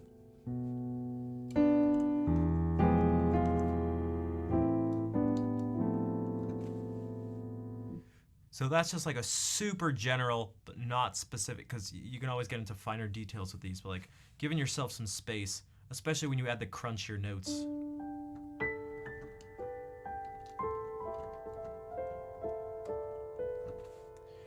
Can help. And the more you do this stuff and the more you think about the chords that you're actually creating, just like we think about, like, you know, major is happy and minor is sad. Like, that's a good start. It's better than nothing for sure. You don't have to have words, because music is not a language. Music fits a lot of the language analogies that people talk about.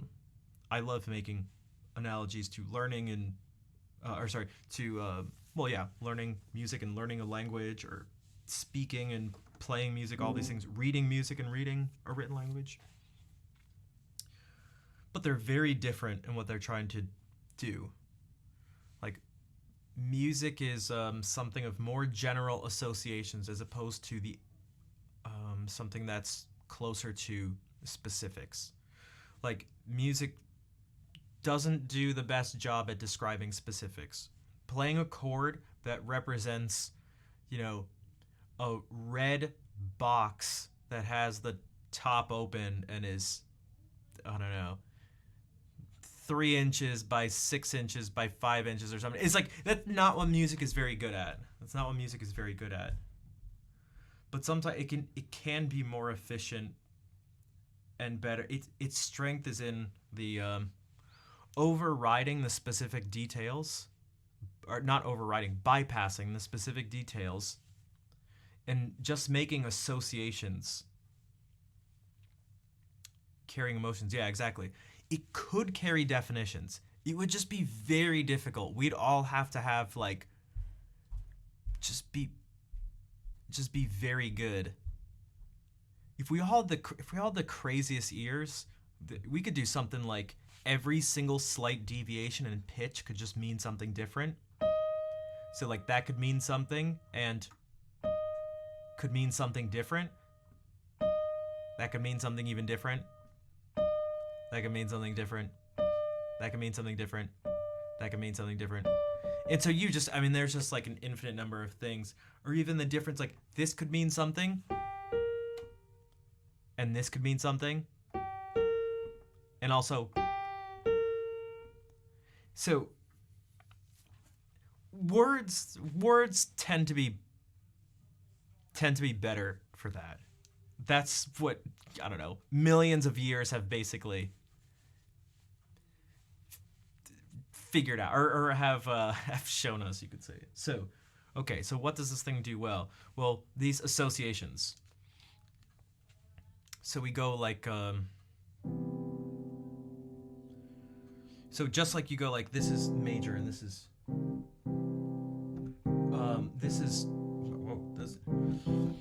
this is major, this is minor, this is happy, this is sad. You can start to do that with these. And then with, you don't have to give it words or something. There are some that I like, and it can be funny sometimes. Like this, I call the teen drama chord.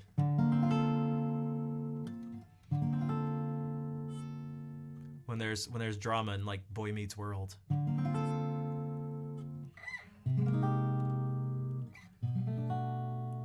And they're about to cut to a commercial or fade into like a different scene. So, and it's just commercial break. Yeah, and the actors just stay in the same place for like way too long because they know there's a slow fade out. So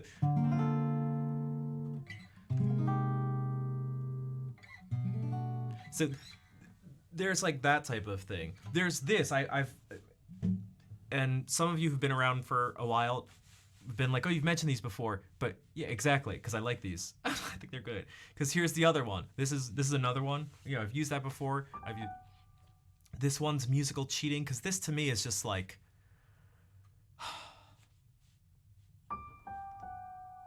Before I even say anything, before I say how I like tend to relate to it, and there's a difference between and so they're all different. The context is different because maybe it's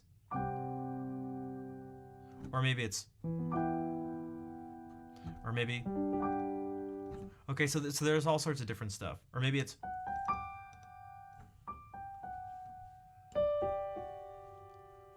But when I do this, what are some things you all think? I'm wondering if anyone ends up thinking the same thing as someone else. So there's like no context to this. I'm not coming from anywhere or going anywhere.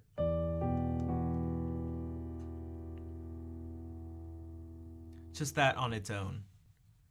And it doesn't even have to be word like, because I can start to say some of the things for me. I mean, for me, partly. My eyebrows tend to like, my face tends to want to like do something like this. I like describing musical things with my body. I think it's partly a key into aspects of music, but it's like my head turning sideways a bit, my cheeks coming up and my eyebrows going up in the middle and maybe down at the sides and shoulders coming up and in a bit and like.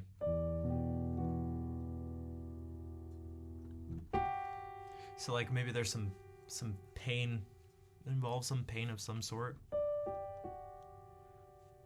But there's also something distant, there's something melancholic about it.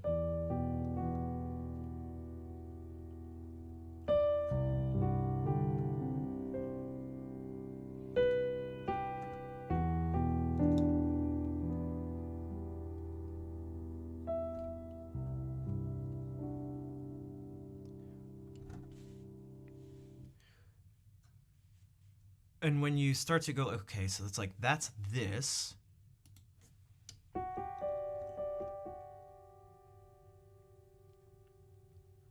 can kind of start to combine that with other things. And that becomes part of a little tiny thing added to your like toolkit, sort of.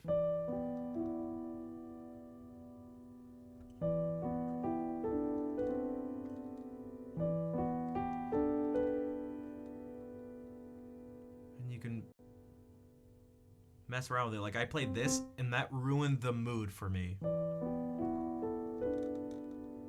That didn't ruin the mood.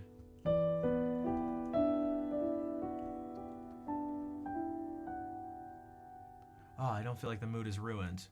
And what I kind of already noticed, but this, if you see green, I feel like green here ruins the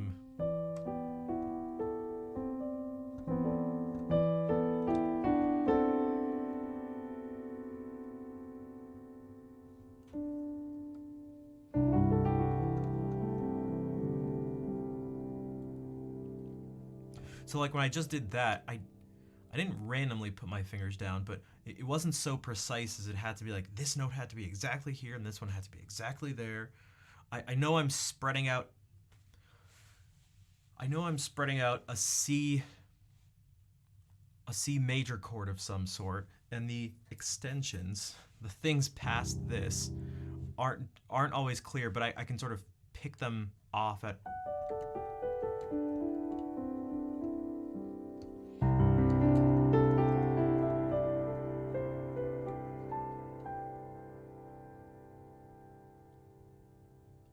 And when we went to this one, you can do the same thing, but I like will try to avoid this. Whoops, and certainly.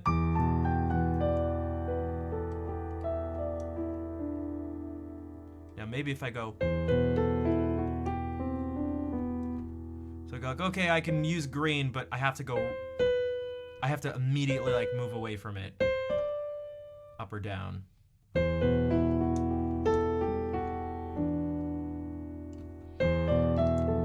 And I'm actually not even a fan of it going up, so.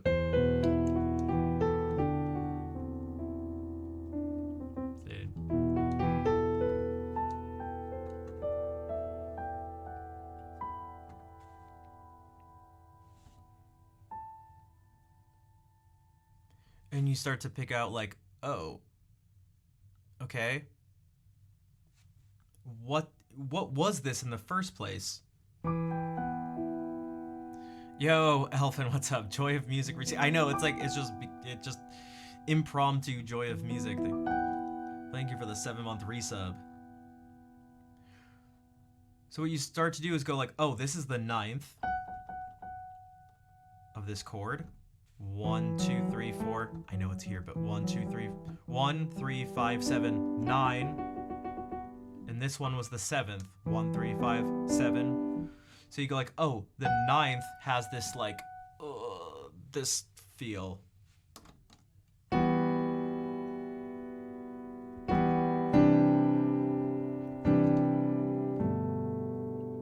Whoops.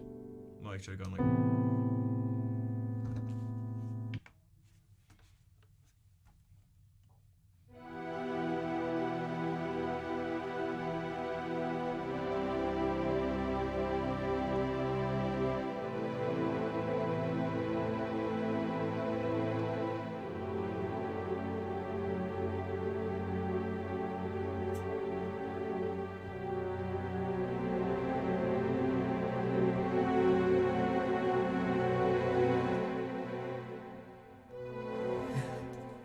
Well, I don't. I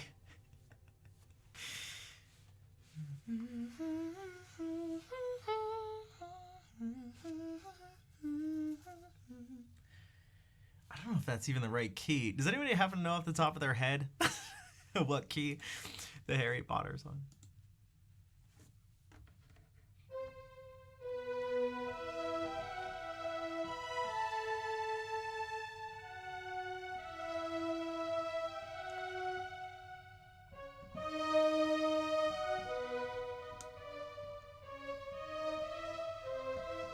I can't because I don't. Actually, I'm curious now, but I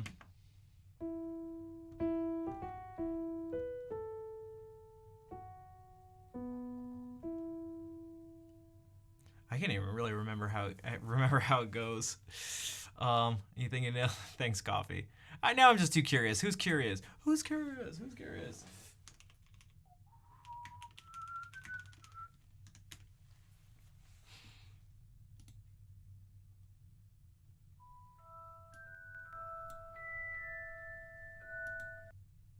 Okay, E minor. Okay, I was all right.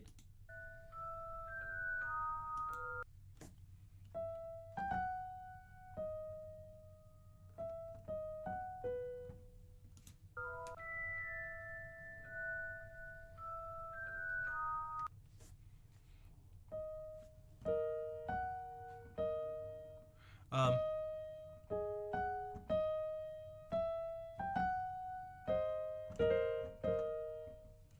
I'm trying to.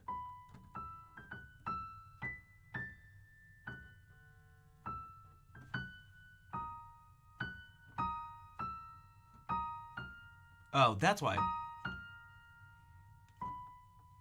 This is actually interesting. That reminds me of something very specific to the Renaissance.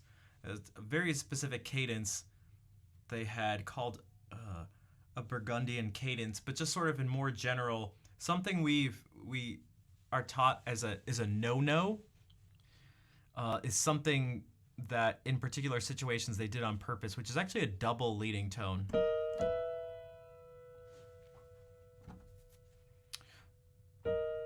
So it would go. So to some of you who've listened to a lot of maybe even late medieval stuff, but like Renaissance music, may be familiar with this sound, this very particular sound. So instead of going, right, like everyone recognizes that sound, but this sound, and this is specifically the Burgundian cadence part when they go, and it resolves like that. So that's like what I'm hearing here because it goes.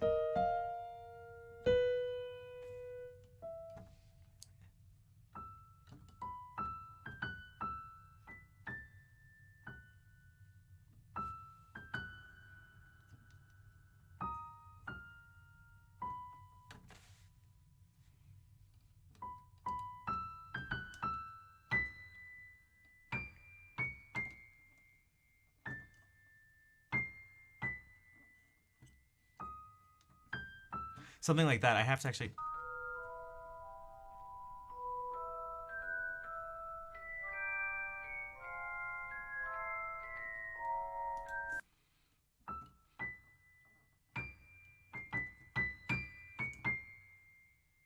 Well.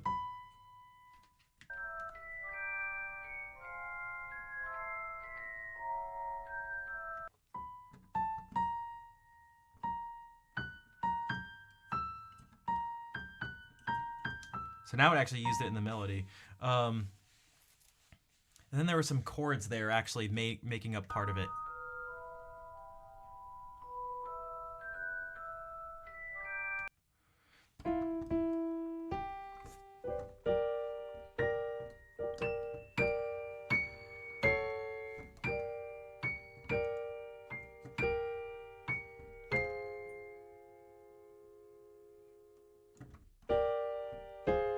And speaking of context and stuff like that, and like how do the chords make you feel or something, we're getting this. This chord should be this, should be that. And this chord just shouldn't, there shouldn't even be a chord that starts with this. But he's taking minor chord, and then shifting up here, another minor chord. This is actually one of our chromatic medians. Another minor chord down here.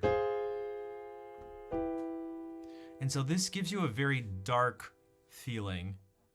And that in combination with the melody being up, well, that's up pretty high too, but the melody being up high too. And then also with this like, this,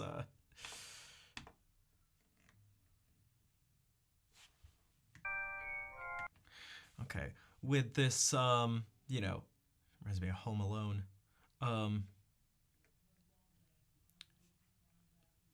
If we,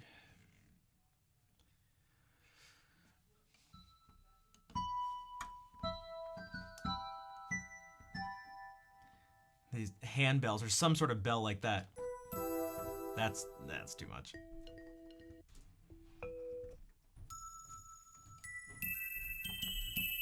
That's also too much, but kind of.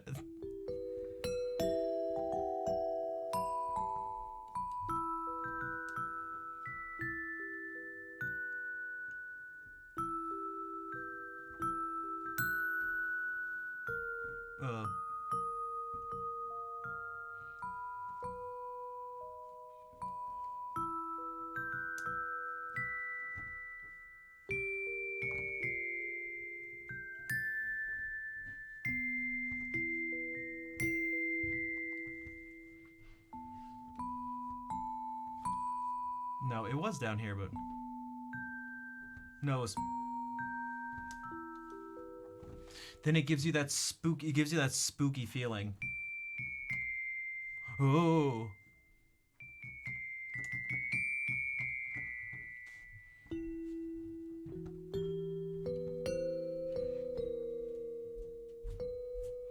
And this gets back into just general chord choices or note choices and chord choices, just note choices. So maybe you want to make something, creepy.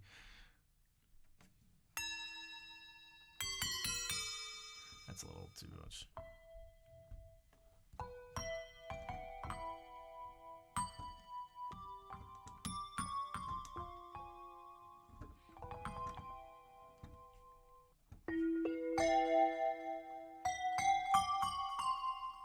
And so you can use those principles. They can be made up of all sorts of little moves, just tiny little moves. You could. Okay, well, not that. But if we go back to this one for a second. Also, giving it more space, because space can be cold and dark. I don't mean like outer space, but kind of. But I just mean when there's space, and the more space there is, it can start to feel colder and feel darker and feel creepier sometimes. But that's like, it's just not as close and in your face. So that's the difference between like, it's not what I thought I was on.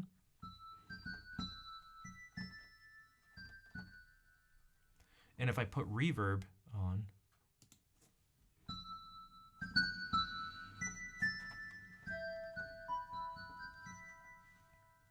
it maybe works a little better with the piano because there's less reverb already, but like the difference between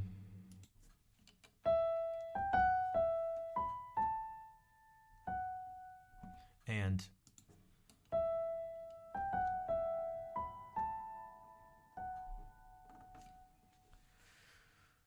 that's why if I want a sort of bleak sound,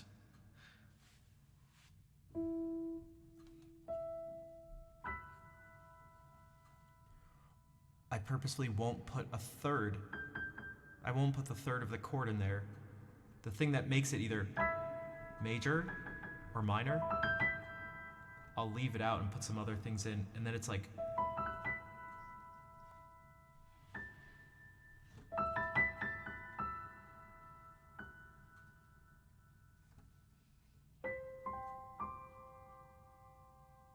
there's still no third to this chord.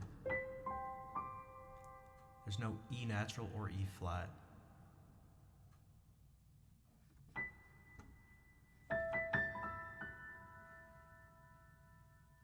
And so it's really high up. There's space in between the notes in terms of time and, you know, the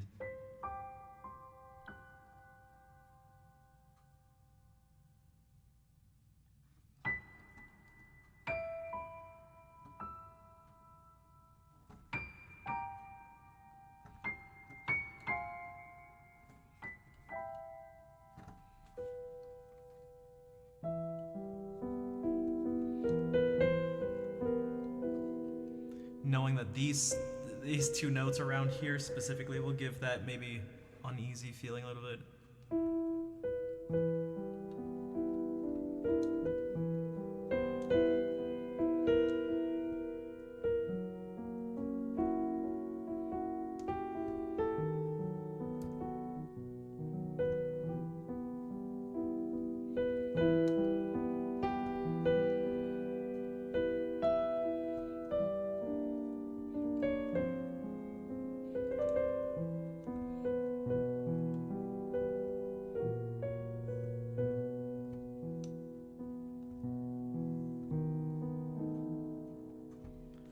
Or we could have it be distant and stuff, but pleasant in some way. And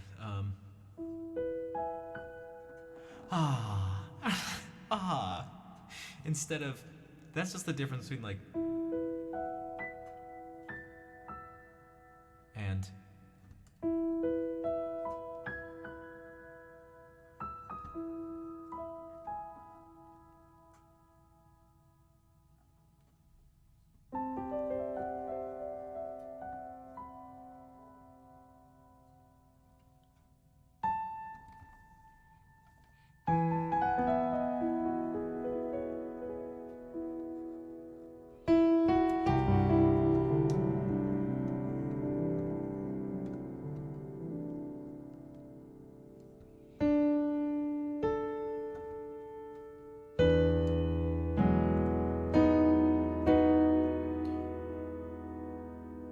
So now my eye is like, I'm like targeting this note and this note. These are taking it from just this empty thing and giving it that particular color and feeling, where if I want the bleak thing, I'm now targeting this one, maybe, and this one.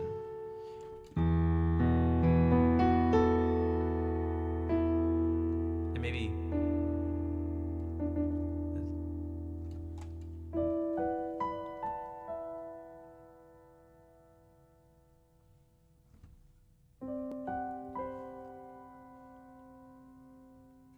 as opposed to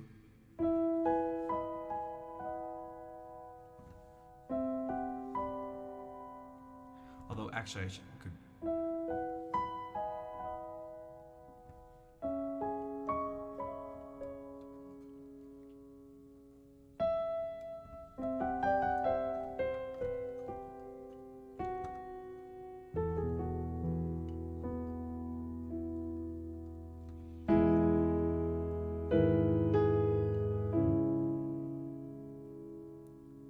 and I've kind of only been talking about one chord at a time. Then you start putting them together into progressions and stuff, and you can give different feelings to them. So that this chord on its own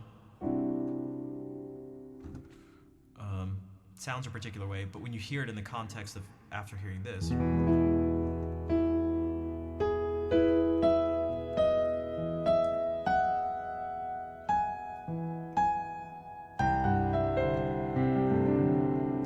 I don't know about you, but for me, that gives me this feeling of expansion and wonder, or something like that. So that if we add it with this and go like, this to me is not going to be expansion and wonder.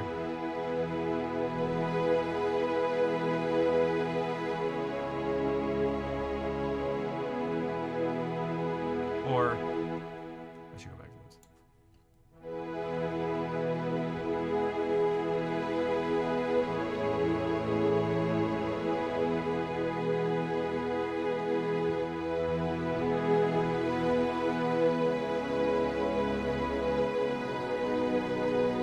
Right, so that's not expansion and wonder. There's some comfort to that. There's something more grounded about it. There's something a tiny bit darker, but this.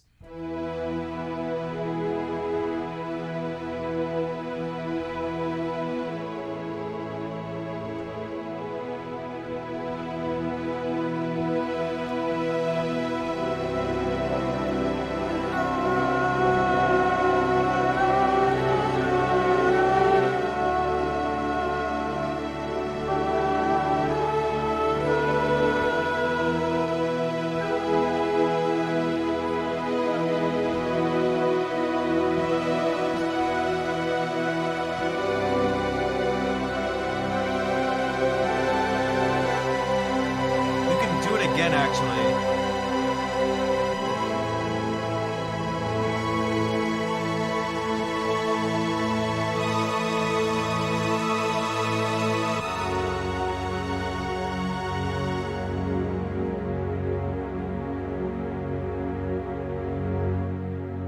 Good old Mr. Feeney, Mr. Matthews. What's up, Skywalker? And hello, Vol.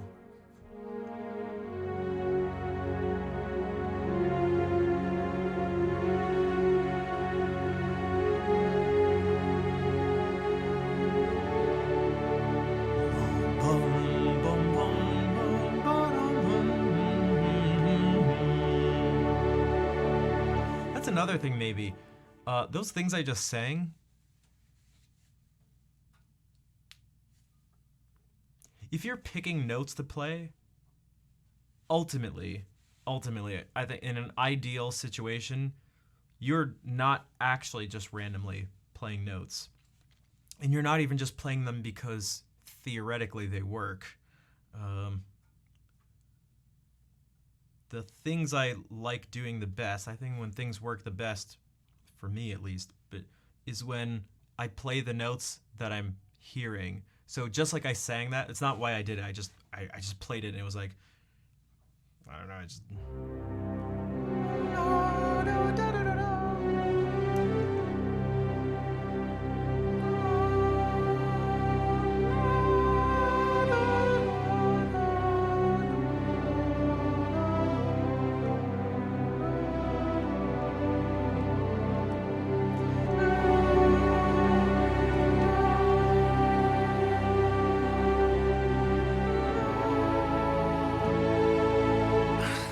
Because I'm 2 degrees from hook.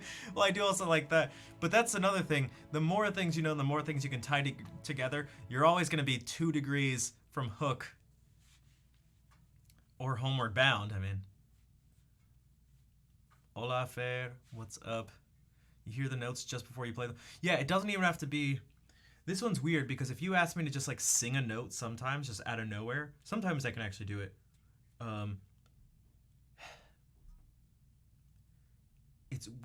It's weird.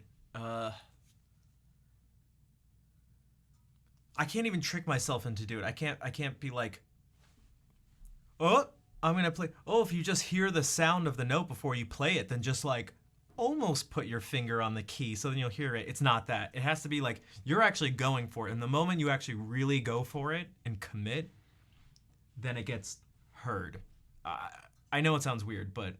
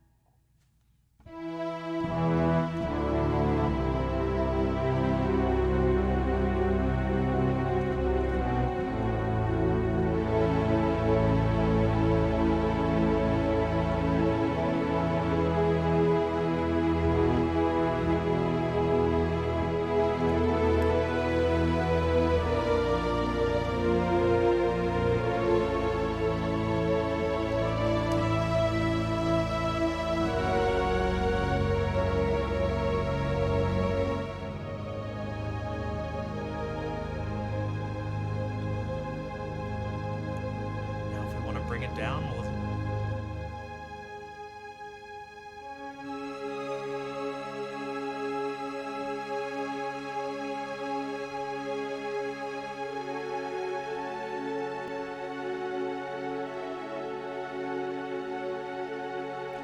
That's the key right there. Once you start with a note, the next note suggests itself. So that's what you want to get to, which again seems weird. Not can't. Yeah, what's okay? Can I hear the NFL theme? I mean, I almost thought about playing that on Sunday, which is an unnecessarily intense and dramatic piece of music. It's so ridiculous, which means I love it. Which means it's like.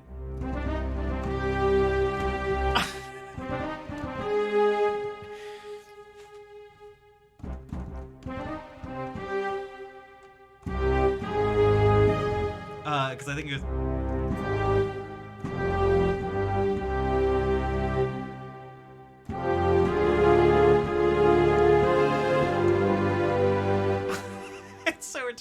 It's so ridiculous. I mean, this is because I've talked about, speaking of things in context, it's not that A flat is special. It's that A flat in this context. Bum,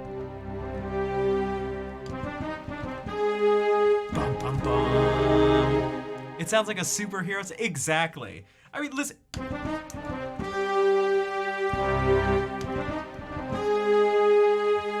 ba, ba.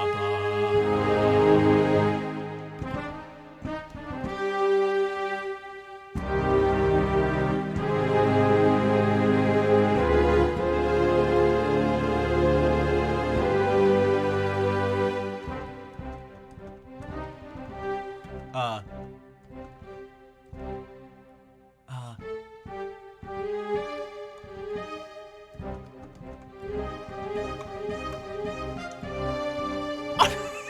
What is that? What is that besides almost sleigh ride?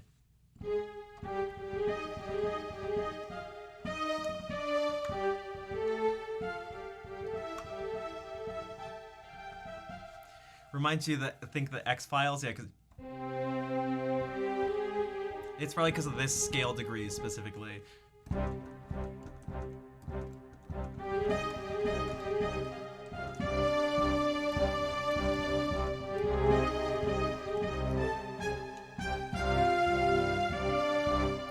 But it's just so intense. It's like.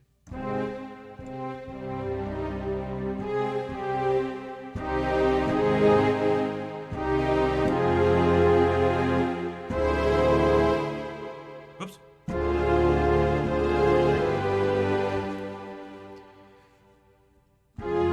4, well, 6, 4, 2, 5.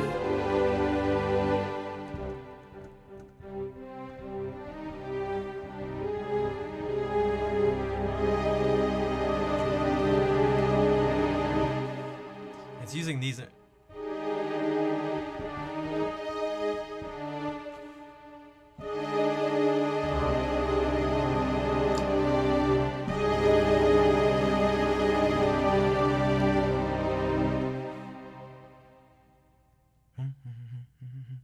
Arrowwheel, thank you for gifting a sub to not Cam from the lamp. Whoops. Also, it may remind you of a superhero thing because if I go,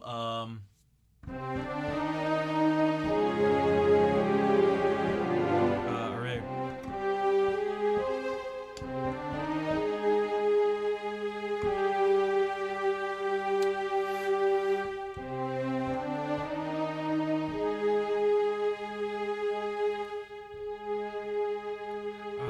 What would this be? And what, like, what can you?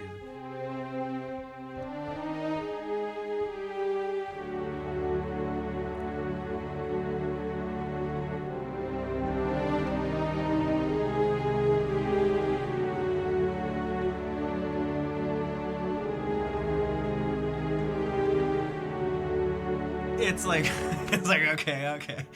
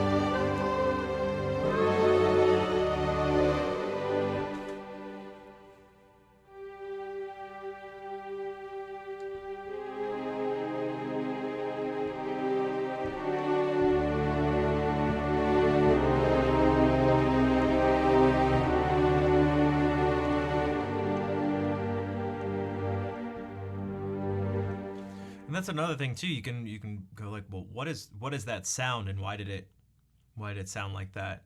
If you notice, I struggle. Did anybody notice specifically what I did wrong the first time?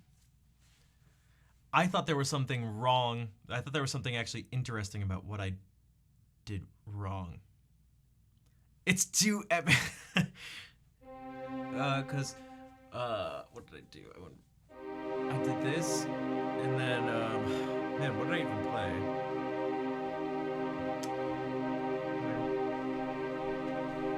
Oh, I did this.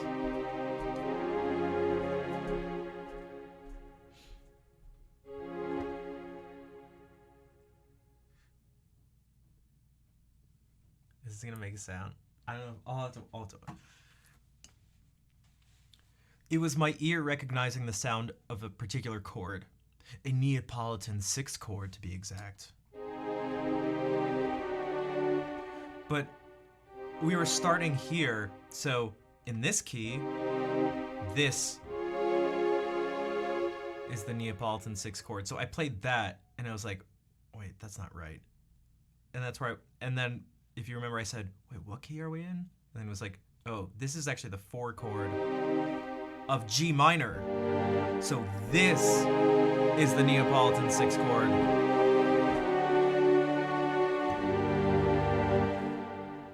But it was that sound of like, to me, Neapolitan 6 chords are just like all of a sudden out of darkness, because they're typically in like, minor keys.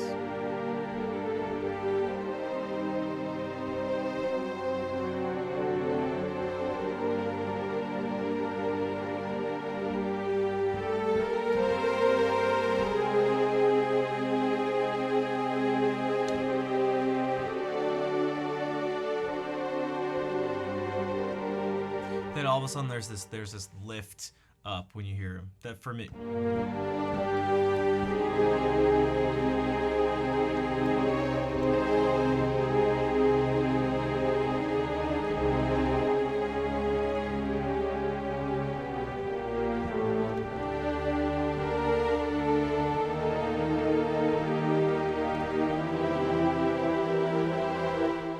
And then you could move to major. I mean, you could do, so if we went, the thing is, so for those who aren't aware, when I say a lot of like some timpani, that's like.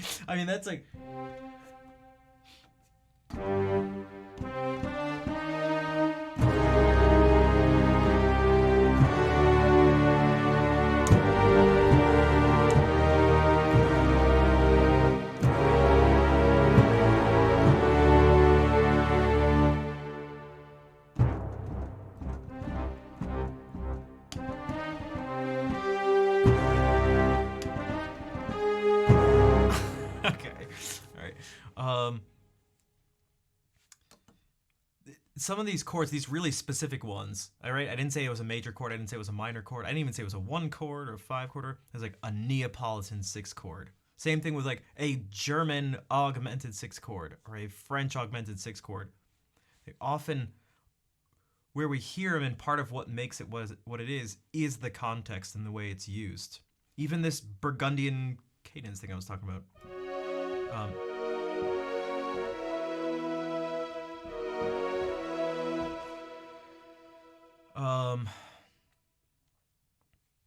A pipe organ? You keep her? No, this is just a string, a really really big, full sounding string thing. It's like my favorite string sound on this keyboard. So there's like a specific use of this and a specific use of these notes.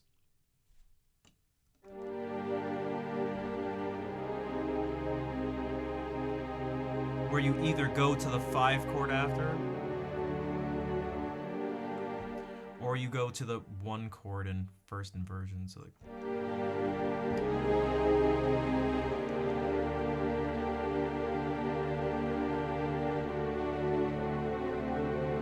But you could go like. But I hear this, and again, in terms of, like you mentioned before, notes wanting to go somewhere.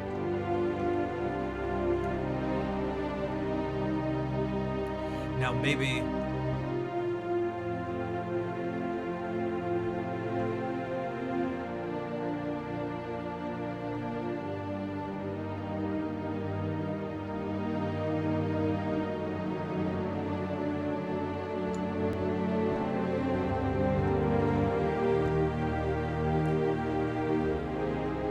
Now I paused for a second because I wasn't gonna play this, but I wanted to play it on purpose to show that for me I didn't like the way that sounded. I felt like the music didn't need that all of a sudden this sudden like this phase. Huh?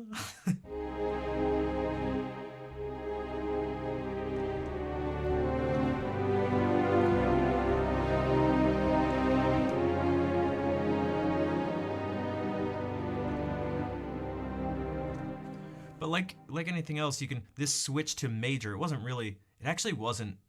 I didn't actually switch to major. I was actually in that context. That was just me modulating somewhere. Modulating just means you change the key.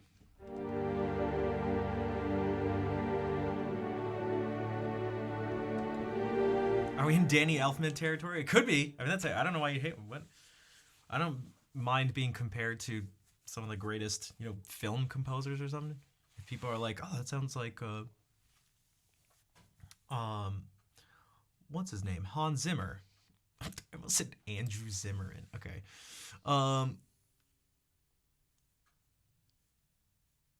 The keyboard has an entire string section set. Yeah, I mean, this is because there's all sorts of strings. There's even like this there's a specific,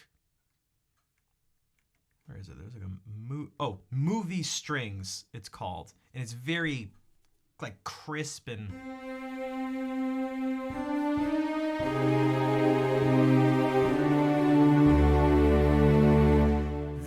but like buzzes. I don't like. There were all of these too. I used to use them differently depending on when I was doing like loops.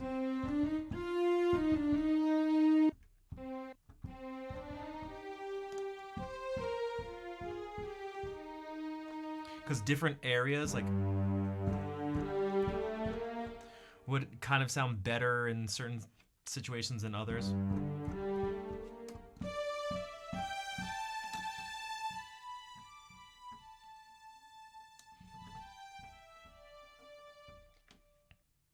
There is a coda on here. This chamber thing is only like a single instrument per voice. But it's just.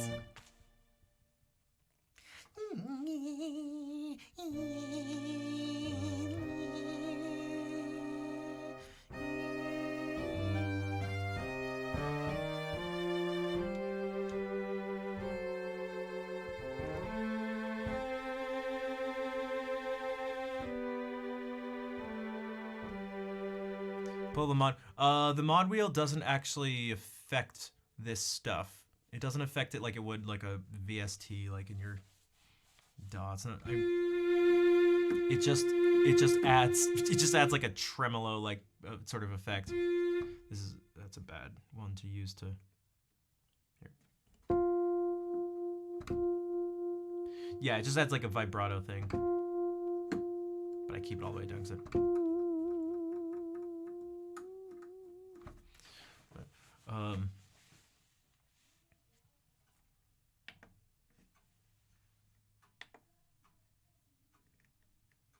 can you guys hear them yelling? Yeah, never mind.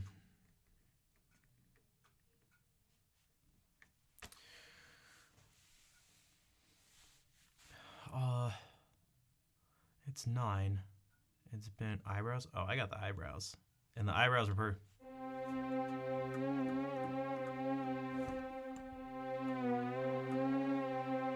Except how do you half raise an eyebrow here?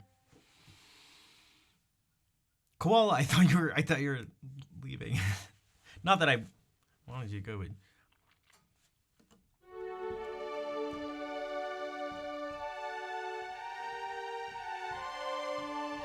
also, one of the reasons I shouldn't question it is because I feel like you do this every night.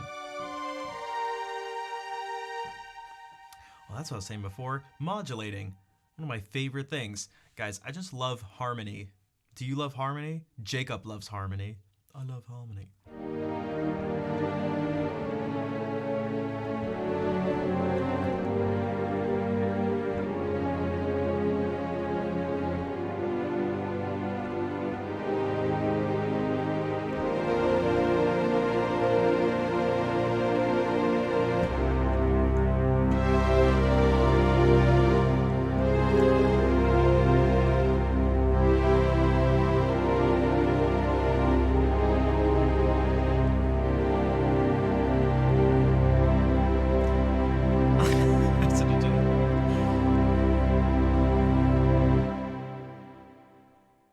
You have to learn the power of scales and master piano. There's never real mastery. You just keep getting better. But these are the part of the thing is there's no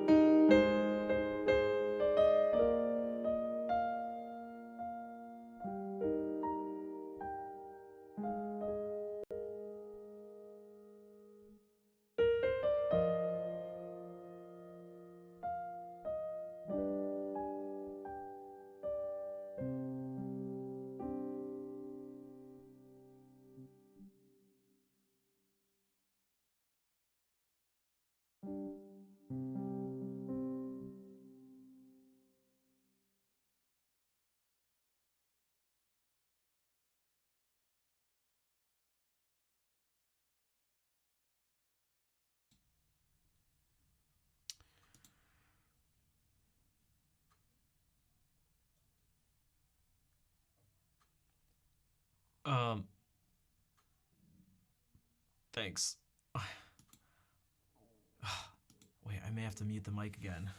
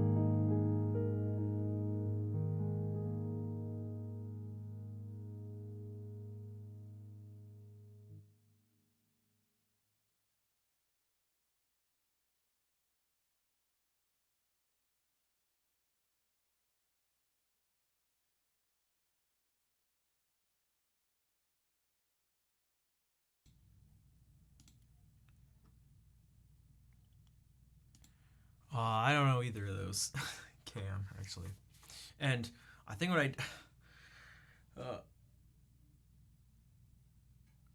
I can't get into the detail. Oh, you know what I can do? I'm going to play the ending theme. I'm just going to do it on the piano so I can do it with the mic muted.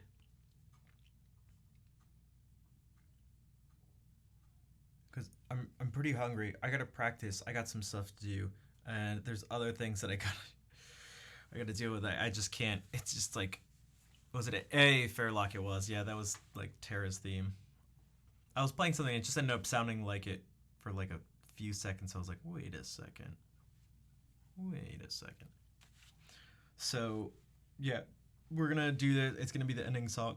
I'm gonna do a version of it on the piano, I guess.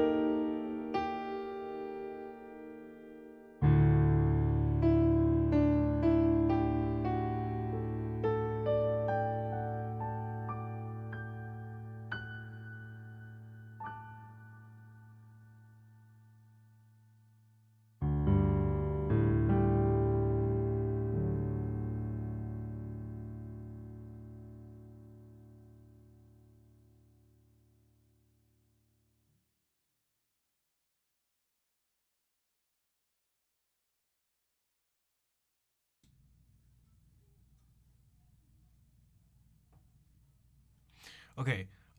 Thanks for all the hearts. Thanks for everyone hanging out. Thanks for the claps too. Also, I'm hungry. There's stuff I gotta deal with. But I'll be back on Friday. Friday will also, you know what? Oh, jeez, I don't know. I'll probably stream. It'll probably be a short stream because I gotta go to sleep early and get up early because that's the audition. I gotta be at the school at like 9:30, 9:40 technically, but I still want to get there at 9:30. So I don't feel like being in a rush on that. So I'm going to thanks, Elfin.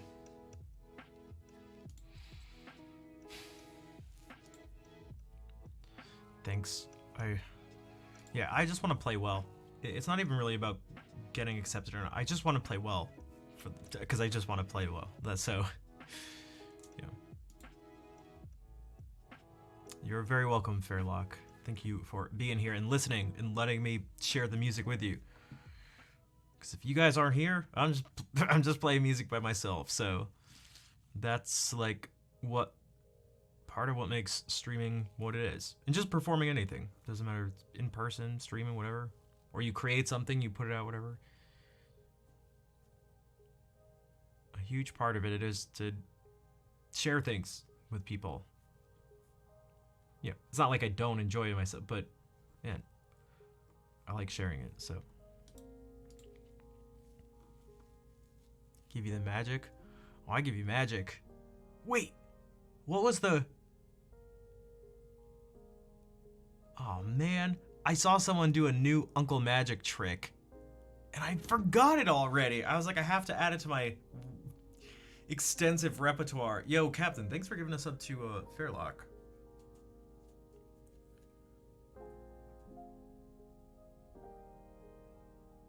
It was like, what did he do? It was like something on like something.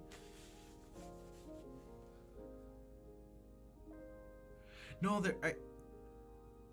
what was I watching? I was watching something, and they did like, I swear it was like something like that, and then they went like.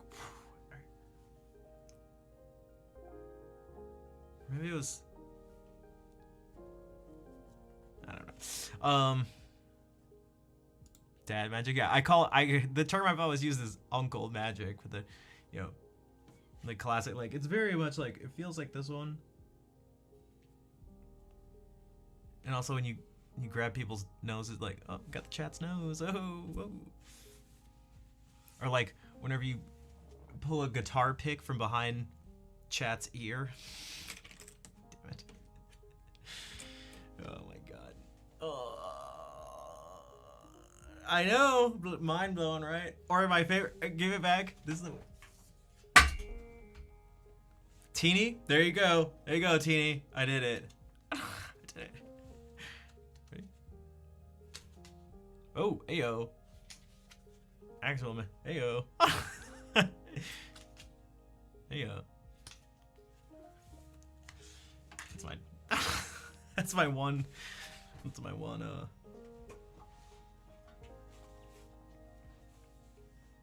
Type of palming, you could say. All right. I tried to raid this person a couple streams ago, maybe? But they ended literally right as I was about to raid them.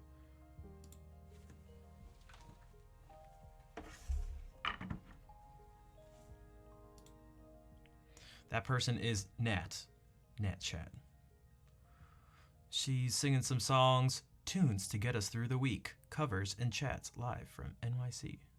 And she does have a song list, so you can press !SL and it'll bring up that list.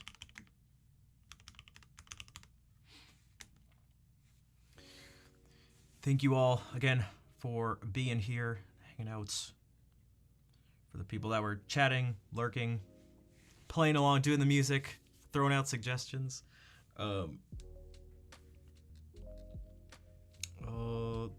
Yeah. I will, I'll be back Friday. In the meantime, let's say hey to Nat. Take care, everybody.